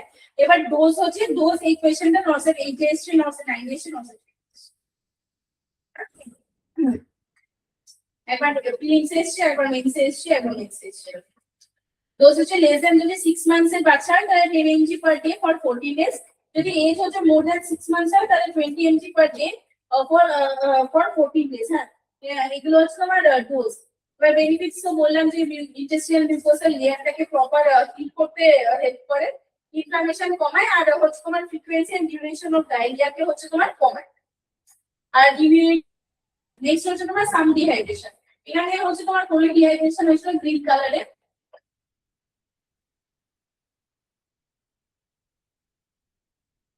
এখানে হচ্ছে তোমার সাম ডিহাইড্রেশন, এখানে মডারেট ডিহাইড্রেশন বলে না, এটাও একটা কোয়েশ্চেন। আমরা তো সবসময় যে নো মাইল্ড মডারেট, ওভাবে মডারেট কখনো বলে না। এখানে হচ্ছে তোমার ডেফিশিয়েন্ট মানে এখানে যেহেতু মডারেট লেভেল বা হচ্ছে সাম ডিহাইড্রেশন হয়েছে, তার জন্য হচ্ছে ফ্লুইড রিপ্লেসমেন্ট করতে হবে। এবারে কত করতে হবে, 75 ml per KG in 4 hours। তোমার কাছে কোনো বাচ্চা যদি 4 কেজি আসে, 4 কেজি মানে 75 into 4, 300 ml ইন হচ্ছে তোমার 4 hours এই ফ্লুইডটা বাচ্চাটা যাবে। হ্যাঁ, ফার্স্ট 4 hours। দেন হচ্ছে তোমার সঙ্গে তোমার হচ্ছে ওআরএস দেবো আমরা কত, 10 to 20 ml per কেজি পার, যতবার ইউজফুল পাস করবে ততবার ওআরএস। এবার 4 ঘন্টা পর আমরা বাচ্চাটাকে হচ্ছে তোমার রিঅ্যাসেস করবো। যদি দেখি যে কন্ডিশন ইমপ্রুভ করেছে তাহলে প্ল্যান মানে হোম বেসড কেয়ার, ওখানে ফ্লুইড ওআরএস ফ্লুইড। যদি ওয়ার্সেন হয় তাহলে প্ল্যান সিতে যাবে। আর মাঝখানে আমাদের ব্রেস্ট ফিডিং কন্টিনিউ করতে হবে, যদি বাচ্চা হচ্ছে তোমার নিউ বর্ন বা হচ্ছে তোমার হয় মানে লেস দ্যান 2 ইয়ার্স এর মধ্যে হয়। এবার ওআরএস, এবার ইনকেস যদি কোনো বাচ্চার হচ্ছে তোমার ডায়রিয়া হচ্ছে ইন্টেস্টাইনাল অবস্ট্রাকশন বা মেগাগোল, সেই ক্ষেত্রে ORS is can not be given, মানে ওটা কোনো কাজই হয়, কারণ ওটা একটা মেকানিক্যাল কজ, তো ওখানে হিল করতে হবে, ওআরএস ক্যান নট। এবার monitor for the sign of হচ্ছে তোমার ওভার হাইড্রেশন। কি কি দেখবো, পাফিনেস, মুখ ফুলে যাচ্ছে কিনা, আইলিডস হচ্ছে তোমার স্পেলড আপ হয়ে যাচ্ছে কিনা, তখন হচ্ছে তোমার সেটাকে হচ্ছে তোমার ওভার হাইড্রেশন হচ্ছে, তখন আমাদের ফ্লুইডটা বন্ধ করতে হয়। এটা হচ্ছে সিভিয়ার ডিহাইড্রেশন, পিঙ্কি যখন যাবে।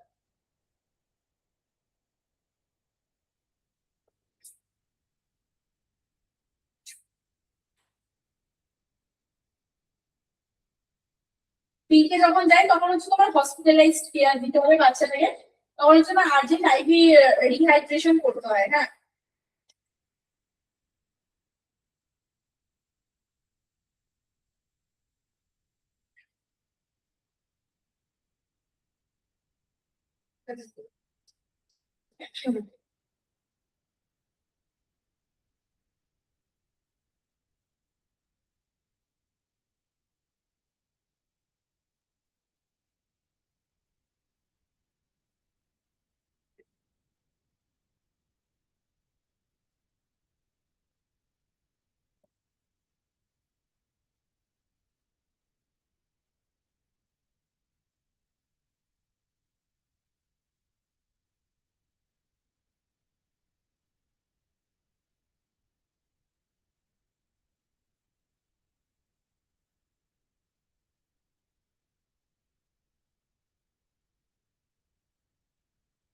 এটা হচ্ছে তোমার 100 ml per KG, less than 1 years 6 hours দিতে হবে। এবার এটার হচ্ছে তুমি দাও, এটা ভাগ করা হয় হচ্ছে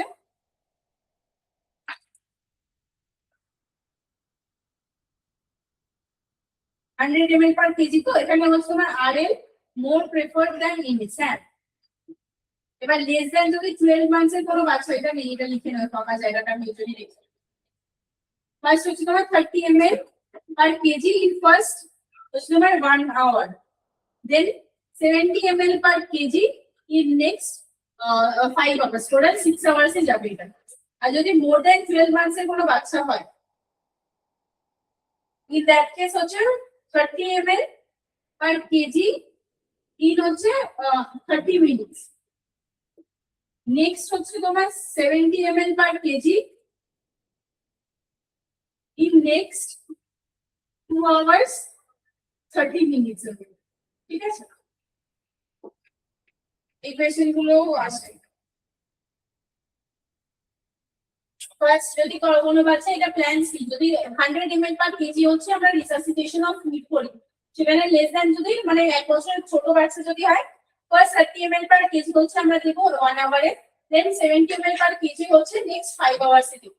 আর যদি 12 months এর বড় বেবি হয়, তখন হচ্ছে 3 hours এই ফ্লুইডে যাবে 100 ml পার কেজিটা, তখন 30 ml per KG in first 30 minutes and 70 ml per KG next হচ্ছে 2 hours এ 30 minutes। ঠিক আছে, কোনো অসুবিধা নেই। তো ওইখানে নোটসে নিতে মানে এর মধ্যে স্পেসটার মধ্যে শেষ করতে। তারপর হচ্ছে যদি কোনো বাচ্চা ফ্লুইড রিসাসিটেশন হচ্ছে, তুমি এতটাই ডিহাইড্রেটেড বাচ্চা যে ফ্লুইড দেওয়ার মতো ফার্স্টে চয়েস নেই, তখন হচ্ছে তুমি এনজি টিউব বা ওজি টিউব দিয়ে ওআরএস হচ্ছে 20 ml পার কেজি পার আওয়ারে দিতে পারো। তো সেই বাচ্চাকে রিঅ্যাসেস করো 20, তারপর হচ্ছে ব্রেস্ট ফিডিংও কন্টিনিউ করো। ঠিক আছে, আর যদি শক প্রেজেন্ট থাকে মানে হার্ট রেট ইনক্রিজ হচ্ছে, বিপি ফল করছে, সেই ক্ষেত্রে হচ্ছে তোমার বোলাস আইভি ফ্লুইড দেওয়া হয় 20 ml পার কেজি।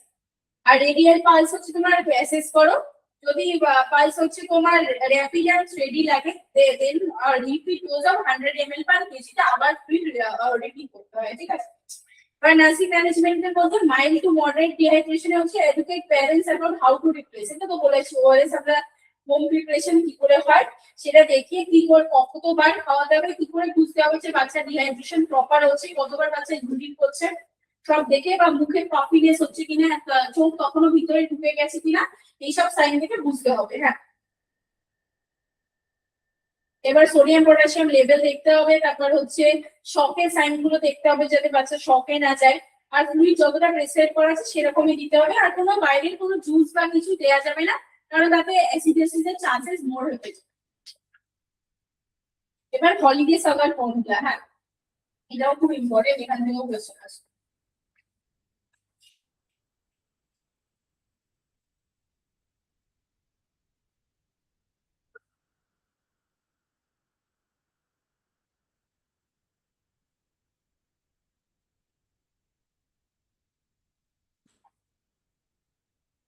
এখানে হচ্ছে তোমার 24 আওয়ার্স হচ্ছে তোমার ফার্স্ট 10 কেজির জন্য 100 ml পার কেজি যাবে, নেক্সট 10 কেজির জন্য 50 ml পার কেজি যাবে, আর মোর দ্যান যখন 20 কেজি হয়ে যাচ্ছে তখন 20 ml পার কেজি যাবে। এটা হচ্ছে তোমার পুরো 24 আওয়ার্স এর ফ্লুইড ক্যালকুলেশন। যদি 1 ঘন্টার ক্যালকুলেশন দেয়, তখন ফার্স্ট 10 কেজির জন্য 4 ml পার কেজি যাবে, নেক্সট 10 কেজির জন্য 2 ml পার কেজি যাবে, নেক্সট মোর দ্যান 20 কেজির জন্য হচ্ছে 1 ml পার কেজি যাবে। ঠিক আছে, কোনো ডাউট আছে এগুলোতে? এই কোয়েশ্চেন আসে ডিহাইড্রেশন আর ডায়রিয়া থেকে, ফ্লুইড ক্যালকুলেশন কোন লেভেলের হচ্ছে তোমার ডিহাইড্রেশন হচ্ছে, হয়তো সেটা ফর্মুলা প্লাস তোমার fluid resuscitation plan A, plan B, plan A মাইন্ডের মধ্যে কখন আমরা 75 ml পার কেজি 4 আওয়ার্স দিয়ে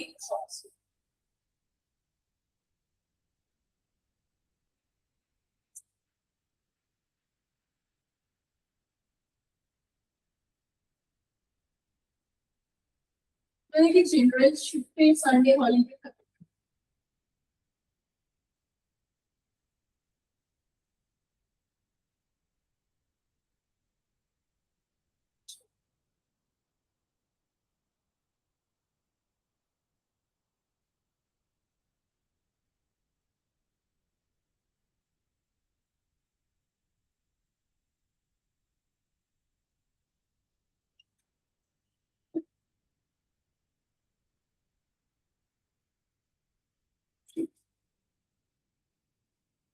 পিজিআই মানেরও কম বেরাবে, বাট এখন বেরাই নোটিফিকেশন ইভেন সিট অ্যালোকেশনও বলেন না, মানে কোন জোনের কতটা 300 কতটা টোটাল লিস্ট কোন জোন ওয়াইজ হবে।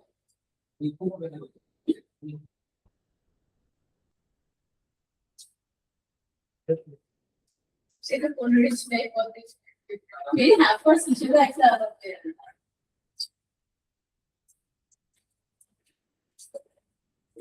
এই 2026-27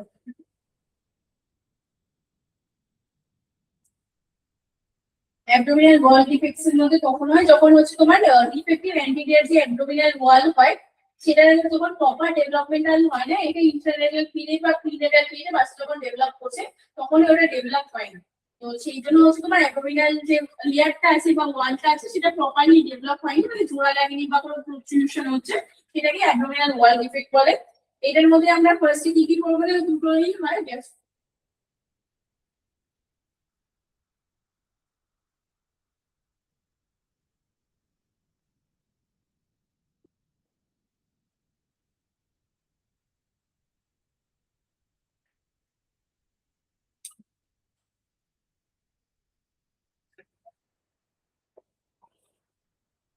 গ্যাস্ট্রোচাইসিসের মধ্যে হচ্ছে তোমার আম্বিলিকাস যেখানে আছে তার রাইট সাইড দিয়ে একটা প্রোট্রুশন হবে, হ্যাঁ ওটাতে কোনো হচ্ছে তোমার কভারিং থাকবে না বা কোনো স্যাক থাকবে না।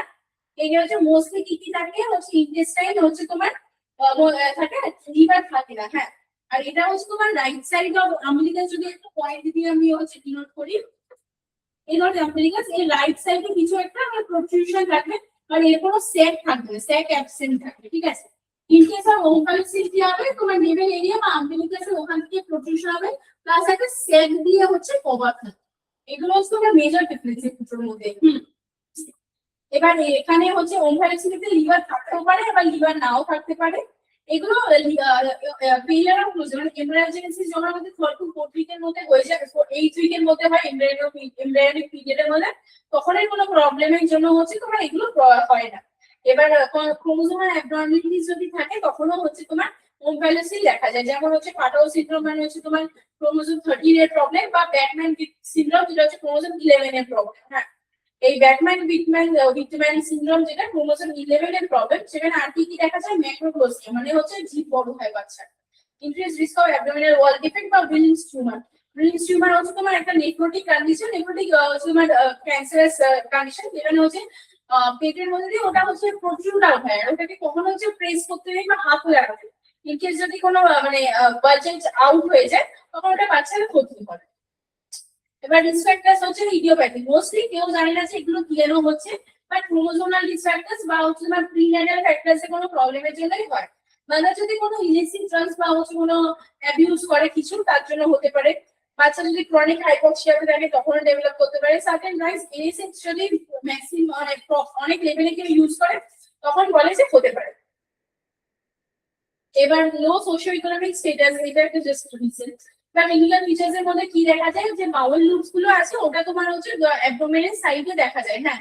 গ্যাস্ট্রাইটিস এর পুরো বাউল মুভমেন্ট দেখা যায়, যদি রিয়েল লাইফে কোনো কেস দেখে থাকো তো ওটা পুরো বাউল মুভমেন্ট দেখাই যায়, মানে পুরো এরকম বাউলের যেরকম এরকম হয় এরকম হয়, ওরকম ভাবে প্রচুর চমৎকার ডিহাইড্রেশন হয়, হাইপোথার্মিয়া হয়, সেপসিস, এগুলো ইনফেকশন তো হবে, একটা ভিতরের জিনিস যদি আবার বাইরে থাকে ইনফেকশন রিস্ক তো ইনক্রিজই হবে। ডায়াগনস্টিক ইভ্যালুয়েশন বলতে হচ্ছে এগুলো সিরাম আলফা ফিটোপ্রোটিন ইনক্রিজ হয়, হ্যাঁ। ইনকেস যদি কোনো ক্লোজার ডিফেক্ট হয়, ক্লোজার ডিফেক্ট বা হচ্ছে তোমার অ্যাবডোমিনাল ওয়াল ডিফেক্ট হয়, সেক্ষেত্রে তোমার হচ্ছে alpha fetoprotein, serum alpha fetoprotein increase হয়। তারপর হচ্ছে তোমার ইকোকার্ডিওগ্রাম, কারণ omphalocele is associated with cardiac defects, অনেক সময় পিডিএও হলেও ওমফ্যালিসিসও হয়, হ্যাঁ। এগুলো আন্ডারলাইন করে রাখো। অ্যাবডোমিনাল ওয়াল ডিফেক্টস এর অ্যাসোসিয়েটেড পলিহাইড্রোমিনাস তারপর যদি হিস্ট্রি থাকে তারও হতে পারে। আর হচ্ছে জেনেটিক টেস্টিং ইজ ইম্পর্টেন্ট, হ্যাঁ।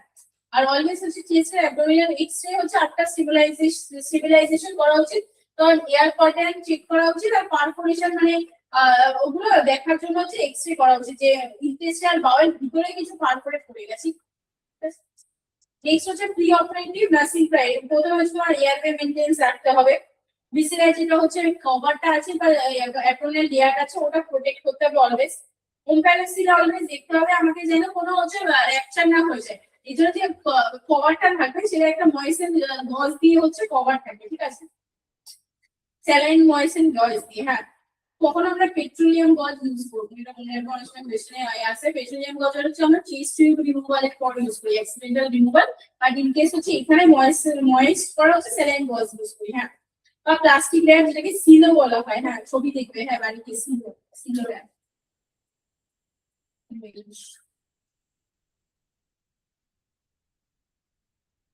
সিলো র্যাপের ইমেজ বাড়িতে দেখবে।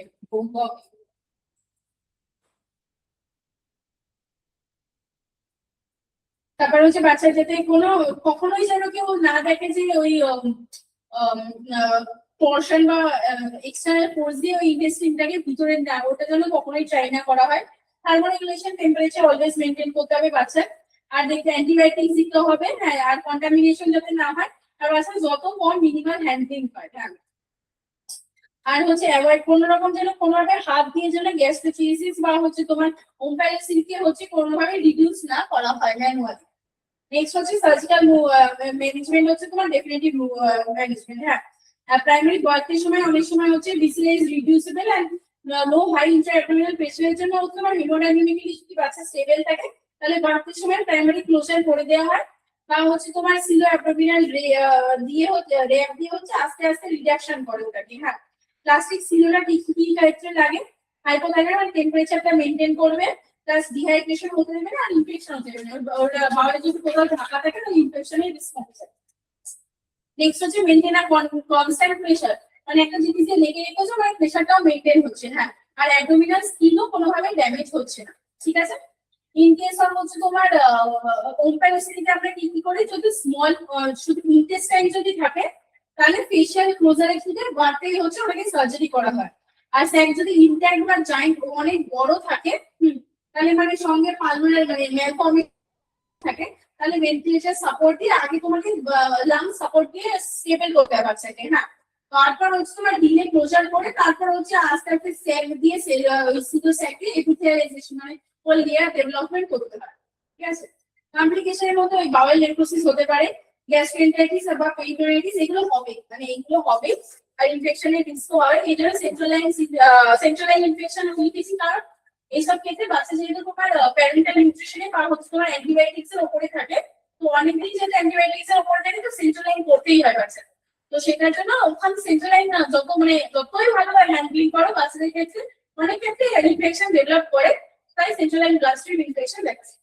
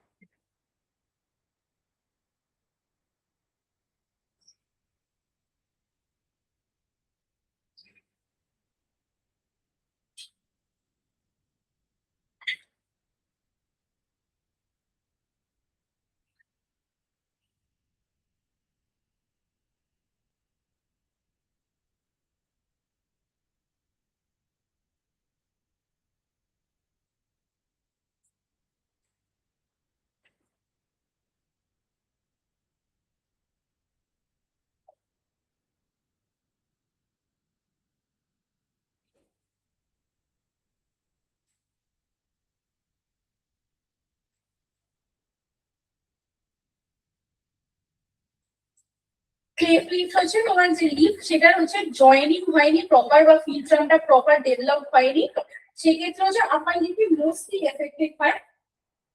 আর অনেক সময় তোমার নেসাল প্যালেট বা হচ্ছে তোমার আপার প্যালেট এফেক্ট প্যালেট বলছি মানে এই মানে এখান থেকে গিয়ে নোজে অনেক সময় কাট থাকে অনেক বাচ্চা। এবারে হচ্ছে লিপস আর লিপস যখন আমাদের ফর্মেশন হয় তখন কি কি ফিউশন হয়, একটা ম্যাক্সিলারি প্রসেস আছে, মিডিয়াল নেসাল প্রসেস আছে, ভার্মিলিয়ান বর্ডার আর ফিল্টার, এই চারটে মিলে একটা লিপের ফর্মেশন। এগুলো হচ্ছে তোমার ইমপ্রপার ফিউশন যদি হয় তখন ক্লেফট লিপ ডেভেলপ করে। হ্যাঁ, also known as hare lip বা হচ্ছে থিলিওচিয়াসিস। এখানে হচ্ছে লিপ কখন আমাদের ইন্টারনেটের লাইফ হয় 5 to 12, যেমন এমব্রায়োসিস পিরিয়ডে হয় ওই 4 to 8 উইকস, তখন হচ্ছে মোস্ট আমাদের লিপ ডেভেলপ করে যায়। এবার সিভিটি কখন ডিপেন্ড করে তোমার কমপ্লিট যে ক্লেফট প্যালেট আছে না ইনকমপ্লিট ক্লেফট প্যালেট আছে। ইনকমপ্লিট মানে হচ্ছে স্মল ডিফেক্ট, ন্যাসাল ব্রিজ অব্দি যায় না, বা যদি কমপ্লিট হয় তখন ওটা বড় হয়ে ন্যাসাল ব্রিজ অব্দি গেছে। Cleft lip can be unilateral, একদিকেও হতে পারে দুদিকেও হতে পারে। হ্যাঁ, মোস্টলি যদি কারো ইউনিল্যাটারাল হয় তাহলে লেফট ল্যাটারালে হয়, লেফট সাইড হয়, এটা মোস্ট কোনো দেখা যায়। সার্জিক্যাল ম্যানেজমেন্ট হচ্ছে তোমার চিলোপ্লাস্টি, টাইম হচ্ছে তোমার 3 to 6 মান্থস এর মধ্যে। হ্যাঁ, এবার রুল অফ 10 মানে rule of surgery of cleft, baby body weight 10 lbs এর মধ্যে হতে পারে, 10 পাউন্ডের হতে হয়, এইচবি লেভেল 10 গ্রাম পার ডিএল হতে হয়, আর এজ অফ বেবি 10 উইকস এর হতে হয়, তাহলে তুমি সার্জারি করাতে পারো। সুচারিং আমরা এখানে কি কি করি, জেড সুচারিং ইউজ করি। হ্যাঁ, এতে ল্যাসেরেশনটা কম, ঠিক আছে। লোগান বো ছবি দেখতে পারি, ইমেজ একটা জেড সুচারিং, নেক্সট হচ্ছে লোগান বো। লোগান বো হচ্ছে একটা ডিভাইস, বুঝলেন, সেটা হচ্ছে মুখে এরকম আটকে দেয় যাতে সুচারটা তোমার হচ্ছে কোনোভাবে ড্যামেজ না হয়ে যায়। বাচ্চারা কোনো বাচ্চা কিন্তু মানে হ্যান্ডেল করতে পারবে না, এটা শিখাতে পারবে না। আর রেস্টুরেন্ট হিসেবে তোমার জ্যাকেট, মাম্মি আর এলবো রেস্টুরেন্ট ইউজ করা হয় যাতে ওরা ওটাতে হাত না দেয়। ইজি কিছু মনে রাখতে হবে, আমার আরেকটা নাম কি চিডিওপ্যারাসিস, কিসের জন্য ফিউশন, কখন তাদের ইমপ্রপার ফিউশনের জন্য হয়, কোন এজে আমি হচ্ছে তাদের সার্জারি করাতে পারি, রুল অফ 10, আর কিছু না। আর হচ্ছে তোমার ক্লোভ নিচ বা রেস্টুরেন্ট, আর হচ্ছে তোমার সেডেটিভ রেস্টুরেন্ট ইউজ করা হয় না। পজিশনিং পোস্ট অফ, এটাও ইম্পর্টেন্ট, আন্ডারলাইন করে রাখো বা মাস্টার মার্ক করে রাখো। এটা হচ্ছে তোমার সুপারিং position with head turning one side, যদি লিপে সার্জারি হয় তাহলে সুপারিং পজিশন আর হেড যেদিকে হবে না সেদিকে টার্ন করে রাখতে হবে, ঠিক আছে। সাইড লাইন, আর সাইড লাইনও দিতে পারো নন এফেক্টেড সাইডে, কারণ যদি রাইট সাইডে হয় তাহলে লেফট সাইডে দেবে, এটা ইম্পর্টেন্ট, পজিশনটা ইম্পর্টেন্ট। নেক্সট হচ্ছে তোমার লেফট প্যালেট।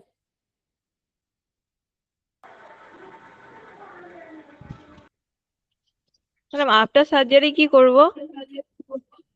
আফটার সার্জারি হচ্ছে এক তো আমরা বাচ্চাকে কখনো হচ্ছে সেডেটিভ ইউজ করবো না, সেডেটিভ রেস্টুরেন্ট ইউজ করবো না।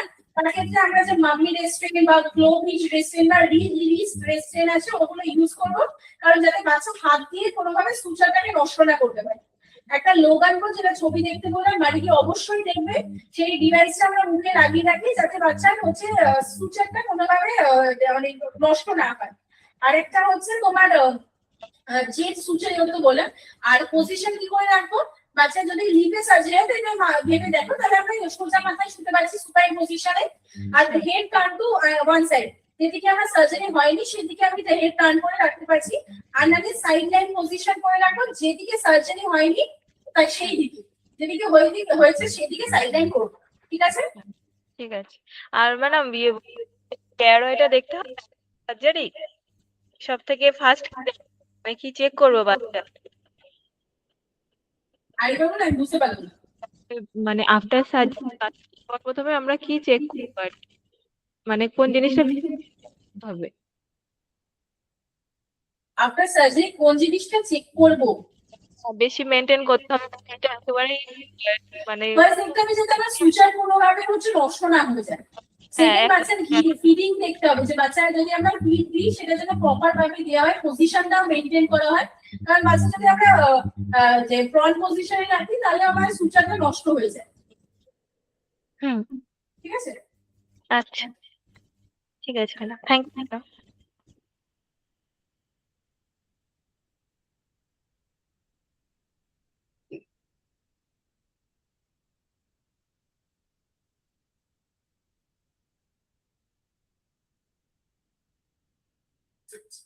এটা হচ্ছে যে আমাদের প্যালেন্টাইন বোন, সেটা যদি ইমপ্রপার ফিউশন হয় তখন হচ্ছে ক্লেফট প্যালেট ডেভেলপ করে। হ্যাঁ, এখানে হচ্ছে তোমার অকার্স এট 12 to 14 উইকস এর মধ্যে ইন্টারন্যাটাল পিরিয়ড তখন আমাদের প্যারেন্টসটা ডেভেলপ করে। হ্যাঁ, রিস্ক ফ্যাক্টরস এমব্রায়োনিক পিরিয়ডে যদি কখনো রেডিওলজিক্যাল কোনো হচ্ছে তোমার যে এক্সপোজার হয়েছে, হ্যাঁ, প্লাস হচ্ছে অ্যাকনে মেডিকেশনস বা যদি কোনো অ্যাকনে মেডিকেশন ইউজ করে বা অ্যান্টি কনভালসেন্স সোডিয়াম ভ্যালপোরেট বা ফেনোডয়েন বা কার্বামেজাইন যদি ইউজ করে কেউ কোনো মা, তাহলে ক্লেফট প্যালেট হওয়ার চান্সেস বাড়ে। ইভেন এটা আমি আমার মানে ওয়ার্ক লাইফেও দেখেছি, হসপিটাল ডিউটিতে আমি দেখেছি যে মাদারে সোডিয়াম অ্যালকোহলের ইউজ আছে, হিস্ট্রি আছে, তাছাড়া ক্লেফট প্যালেট ডেভেলপ করেছে। এবার মিথোট্রেক্সেট হচ্ছে তোমার যেহেতু ফলিক অ্যাসিডের লেভেলটা কমিয়ে দেয়, তো কেউ যদি মিথোট্রেক্সেট ইউজ করে ডিউরিং ইন্টারনেটাল পিরিয়ডে তখন হচ্ছে তোমার ক্লেফট প্যালেট ডেভেলপ করতে পারে। রেডিয়েশন এক্সপোজার বললাম, ইন্টারনেটাল পিরিয়ডে কোনো রকম রেডিয়েশন এক্সপোজার হলে ডেভেলপ করতে পারে। মা যদি অ্যালকোহল বা হচ্ছে কোনো স্মোকিং এর বা কোনো আদার সাবস্টেন্স অ্যাবিউজ করে প্রেগনেন্সিতে, তাহলে ক্লেফট প্যালেট ডেভেলপ করে। ক্লিনিক্যাল ফিচার্স ক্লেফট লিফটের ক্ষেত্রে মোস্ট কমন প্রবলেম হয় হচ্ছে সাকিং। যদি লিফটটা আমার প্রপারলি নাই থাকে তাহলে বাচ্চা সাক করতে পারে না, কারণ হচ্ছে তোমার নিপলটা হোল্ড করতে পারে না। আর ক্লেফট প্যালেটের ক্ষেত্রে মোস্ট কমন প্রবলেম হচ্ছে তোমার সোয়ালোইং, কারণ এই যে মাঝখানে আমি রিসেন্ট একটা কেস দেখেছি বাচ্চার হচ্ছে তোমার একদম পিছনে হচ্ছে তোমার ক্লেফট প্যালেট, প্রথমে মাও বুঝতে পারেনি, আজকে যখন ফিডিং দিতে গিয়ে হচ্ছে তোমার প্রপার সোয়ালোইং হচ্ছে না, অনেকবার ভমিট করছে, তখন প্রপার দেখা গেল যে ও বাচ্চাটার হচ্ছে ক্লেফট প্যালেট আছে। তো এই বাচ্চাটার অ্যাসপিরেশনের চান্সেস অনেক বেশি। সো ফিডিং মাকেও ভালো করে শিখাতে হয়, যে হসপিটাল থেকে মাকেও শিখিয়ে ছাড়ে। আর ওরাল ক্যাভিটিতে যে নেগেটিভ প্রেসারটা দরকার হয় সেটা হচ্ছে মেনটেন করতে পারে না। আর নেসাল ক্যাভিটি আর হচ্ছে তোমার ওরাল ক্যাভিটির মধ্যে অলওয়েজ একটা ডিরেক্ট কমিউনিকেশন থাকে, তার জন্য অ্যাসপিরেশনের রিস্ক অনেক বেশি। এবার ট্রুথ ইরাপশনও যদি হয় তাহলে হচ্ছে দাঁতগুলো মেল ফর্মেশন হয়, প্রপার প্লেসে ফর্মেশন হয় না। আর increase risk of upper respiratory tract infection, যেহেতু ওরাল ক্যাভিটি ন্যাসাল ক্যাভিটির সাথে ডিরেক্ট কমিউনিকেশন আছে, তো আর ফুড অনেক সময় অ্যাসপিরেট হয়ে লাংসেও চলে যেতে পারে, ইন দ্যাট কেস হচ্ছে নিউমোনিয়াও ডেভেলপ করতে পারে। ওটাইটিস মিডিয়া হচ্ছে তোমার মিডিল ইয়ারের হচ্ছে তোমার ইনফেকশন হতে পারে। এইসব বাচ্চার মধ্যে তোমার ডিলে বা দেরি করে দাঁত বেরায় বা ইরেগুলার টিথ রিঅ্যাকশন হয়। ডিসফোনিয়া মানে হচ্ছে আর্টিকুলেশনস অফ ওয়ার্ড যে বলতে শিখে বাচ্চা সেটা প্রপার হয় না। ডিসআর্থ্রিয়া হচ্ছে ডিফিকাল্টি স্পিকিং, কথা বলতে অসুবিধা হয় ওদের। অনেক সময় যদি দেখে থাকো বাচ্চাটা একটু নাকে নাকে কথা বলে। তারপর হচ্ছে তোমার ডায়াগনস্টিক টেস্ট হিসেবে আমরা ইনফান্টোগ্রাম করতে পারি। প্রি অপারেটিভে আমার কি কি দেখতে হবে? ফার্স্ট দেখতে হবে হচ্ছে অ্যাসপিরেশন যেন কোনোভাবে না হয় বাচ্চা, এয়ারওয়ে যাতে প্রপার মেইনটেইন থাকে। মোস্ট কমন কনসার্নিং ফিডিং হচ্ছে তোমার সবচেয়ে কমন হচ্ছে তোমার ফিডিং, কারণ ক্লিয়ার ফিডিংকে তোমার বটলটা সাফ করতে পারছে না বা নিপল সাফ করতে পারছে না, ক্লিয়ার ফ্রাইলিতে হচ্ছে তোমার সোয়ালোইং করতে পারছে না। অলওয়েজ হচ্ছে সাকশন ইকুইপমেন্ট বেড সাইডে রাখতে হয়, কারণ কখন অ্যাসপিরেট করে যাবে বোঝা যাবে। এবার ফিডিং মেথড যেহেতু ইম্পর্টেন্ট, তাহলে এইটা দেখি। ফার্স্ট হচ্ছে তোমরা স্মল অ্যামাউন্ট হচ্ছে আর ফ্রিকোয়েন্ট ফিডিং দেবে আর ইন্টারমিডিয়েট বার্পিং করাবে। হয়তো যদি কোনো বাচ্চা 6 বার ফিড থাকে সেটা 8 বারে ফিড দেবো বা 10 বারে ফিড দেবো, কম কম অ্যামাউন্ট করে দেবো আর খাওয়াতে খাওয়াতে ইন্টারমিডিয়েট বার্পিং করাবো আমরা। আর হেড হচ্ছে স্লাইটলি এক্সটেন্ডেড রাখতে হবে যাতে কোনোভাবেই হচ্ছে তোমার রিগার্জিটেশন না হয়। আর ফিডিং অলওয়েজ হচ্ছে আপরাইট বা সিটিং পজিশনে দিতে হবে। ওভারঅল ফিডিং হচ্ছে তোমার যে অ্যাভয়েড করতে হবে, ফিডিং এর সঙ্গে সঙ্গে বাচ্চাকে রেস্ট দিতে হবে। হ্যাঁ, আর after feeding provide supine position with head turn to one side, যাতে অ্যাসপিরেশন হলো সেটা বাইরে চলে আসে, কোনোভাবে নাকে না চলে যায়। ওল্ড মেথডস এর মধ্যে আমরা ফিডিং এ কি কি ইউজ করতাম? ইএসএসআর, এনলার্জ নিপল নিতাম, বাচ্চাকে স্টিমুলেট করতাম, সোয়ালোইং করাতাম আর রেস্ট দিতাম। বাট এখন দেখা যাচ্ছে যে এনলার্জ নিডলের জন্য অ্যাসপিরেশনের রিস্ক অনেক বেশি হয়ে যাচ্ছে। এখন আমরা ফিডিং করাই হচ্ছে এগুলো বাড়ি গিয়ে দেখবে সব pigeon feeding tube, feeding bottle.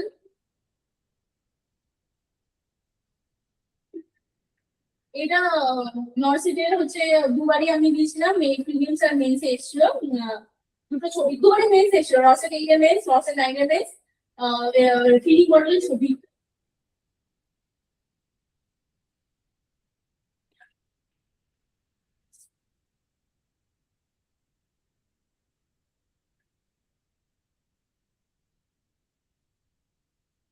সব ছবি দেখে দেবে। আমি আগেও বলেছি যেগুলো ইমেজ বেসড কোয়েশ্চেনের জন্য খুব ইম্পর্টেন্ট, ওয়ার্সেটের জন্য খুব ইম্পর্টেন্ট ইমেজ বেসড কোয়েশ্চেন। এদের একটা লং সরু নিপেল টাইপের হয়, ওটাতে হচ্ছে তোমার ফিডিং দেওয়া থাকে, কারণ ডিরেক্ট একদম বাচ্চার ব্যাকওয়ার্ডে ফিডিং দিতে থাকে এইসব বাচ্চা। তো এগুলো দেখে নেবে। আর সার্জিক্যালি তো বললাম প্যারাটোপ্লাস্টি করা হয় 6 to 18 মান্থসের মধ্যে করা হয়, কারণ বাচ্চার কথা বলা শেখার আগেই হচ্ছে তোমার প্যারাটোপ্লাস্টি করে নেওয়া হয়, নাহলে তোমার একে তো আর্টিকুলেশনাল বলে প্রবলেম হয়। আর পজিশন কি দেবো, বাচ্চা অলওয়েজ হচ্ছে প্রন পজিশনে দেবো, হ্যাঁ। আর অ্যাবডোমেনের উপরে, কারণ এটা অ্যাসপিরেশনকে হচ্ছে তোমার অ্যাভয়েড করবে, training situations from the oral mouth, হ্যাঁ। পোস্ট অপারেটিভ ম্যানেজমেন্টের মধ্যে অ্যাভয়েড সাকশনিং কোনোভাবে, যে আর্টিফিশিয়াল নিপেল হয় ওগুলো আমরা বাচ্চাকে দেবো না। বাচ্চা যাতে বেশি না কাঁদে, কারণ হচ্ছে অনেক সময় ওরাল প্যাকিং থাকে বা হচ্ছে সুচার থাকে, সুচার যাতে রিমুভ না হয়। আর ওরাল ইনস্ট্রুমেন্টস কখনো ওরাল থার্মোমিটার দেবো না, টাং ডিপ্রেসার দেবো না, স্পুন বা ফক ইউজ করবো না, avoid brushing solid food items, avoid pacifier. Pacifier তো বললাম ওই যে আর্টিফিশিয়াল নিপেল ওগুলো দেবো না। কোনো প্রবলেম আছে এখানে? ডিফারেন্স তো অলওয়েজ মনে রাখতে হবে যে লেফট প্যালেটে আমরা 6 থেকে 18 মাসের মধ্যে করাই, কারণ তখন হচ্ছে যাতে কথা বলছে শেখার আগে। আর এখানে হচ্ছে তোমার ফিডিং গুলো ইম্পর্টেন্ট, এই ছবিগুলো খুবই ইম্পর্টেন্ট এক্সাম বেসিসে। আর সেরকম কিছু নেই। আর কোনো প্রবলেম, কারণ কোনো ডাউট আছে? না ম্যাম। ম্যাম, কেএমসির কথা বলছিলেন না, কেএমসি হয়নি, আপনি পরে তাহলে একদিনকে বলে দেবেন তাহলেই হবে। কেএমসি বলছিলেন না যে কেএমসি ক্লাস কোনোদিনও হয়েছে নাকি, কেএমসি হয়নি। ও হ্যাঁ, ক্লাস ক্লাস লিস্ট করেছিলাম না, হ্যাঁ হ্যাঁ, তখন কি আনসারই করেনি। আচ্ছা ঠিক আছে, আমি গেমস করবো। ঠিক আছে, বেশ, ঠিক ঠিক আছে।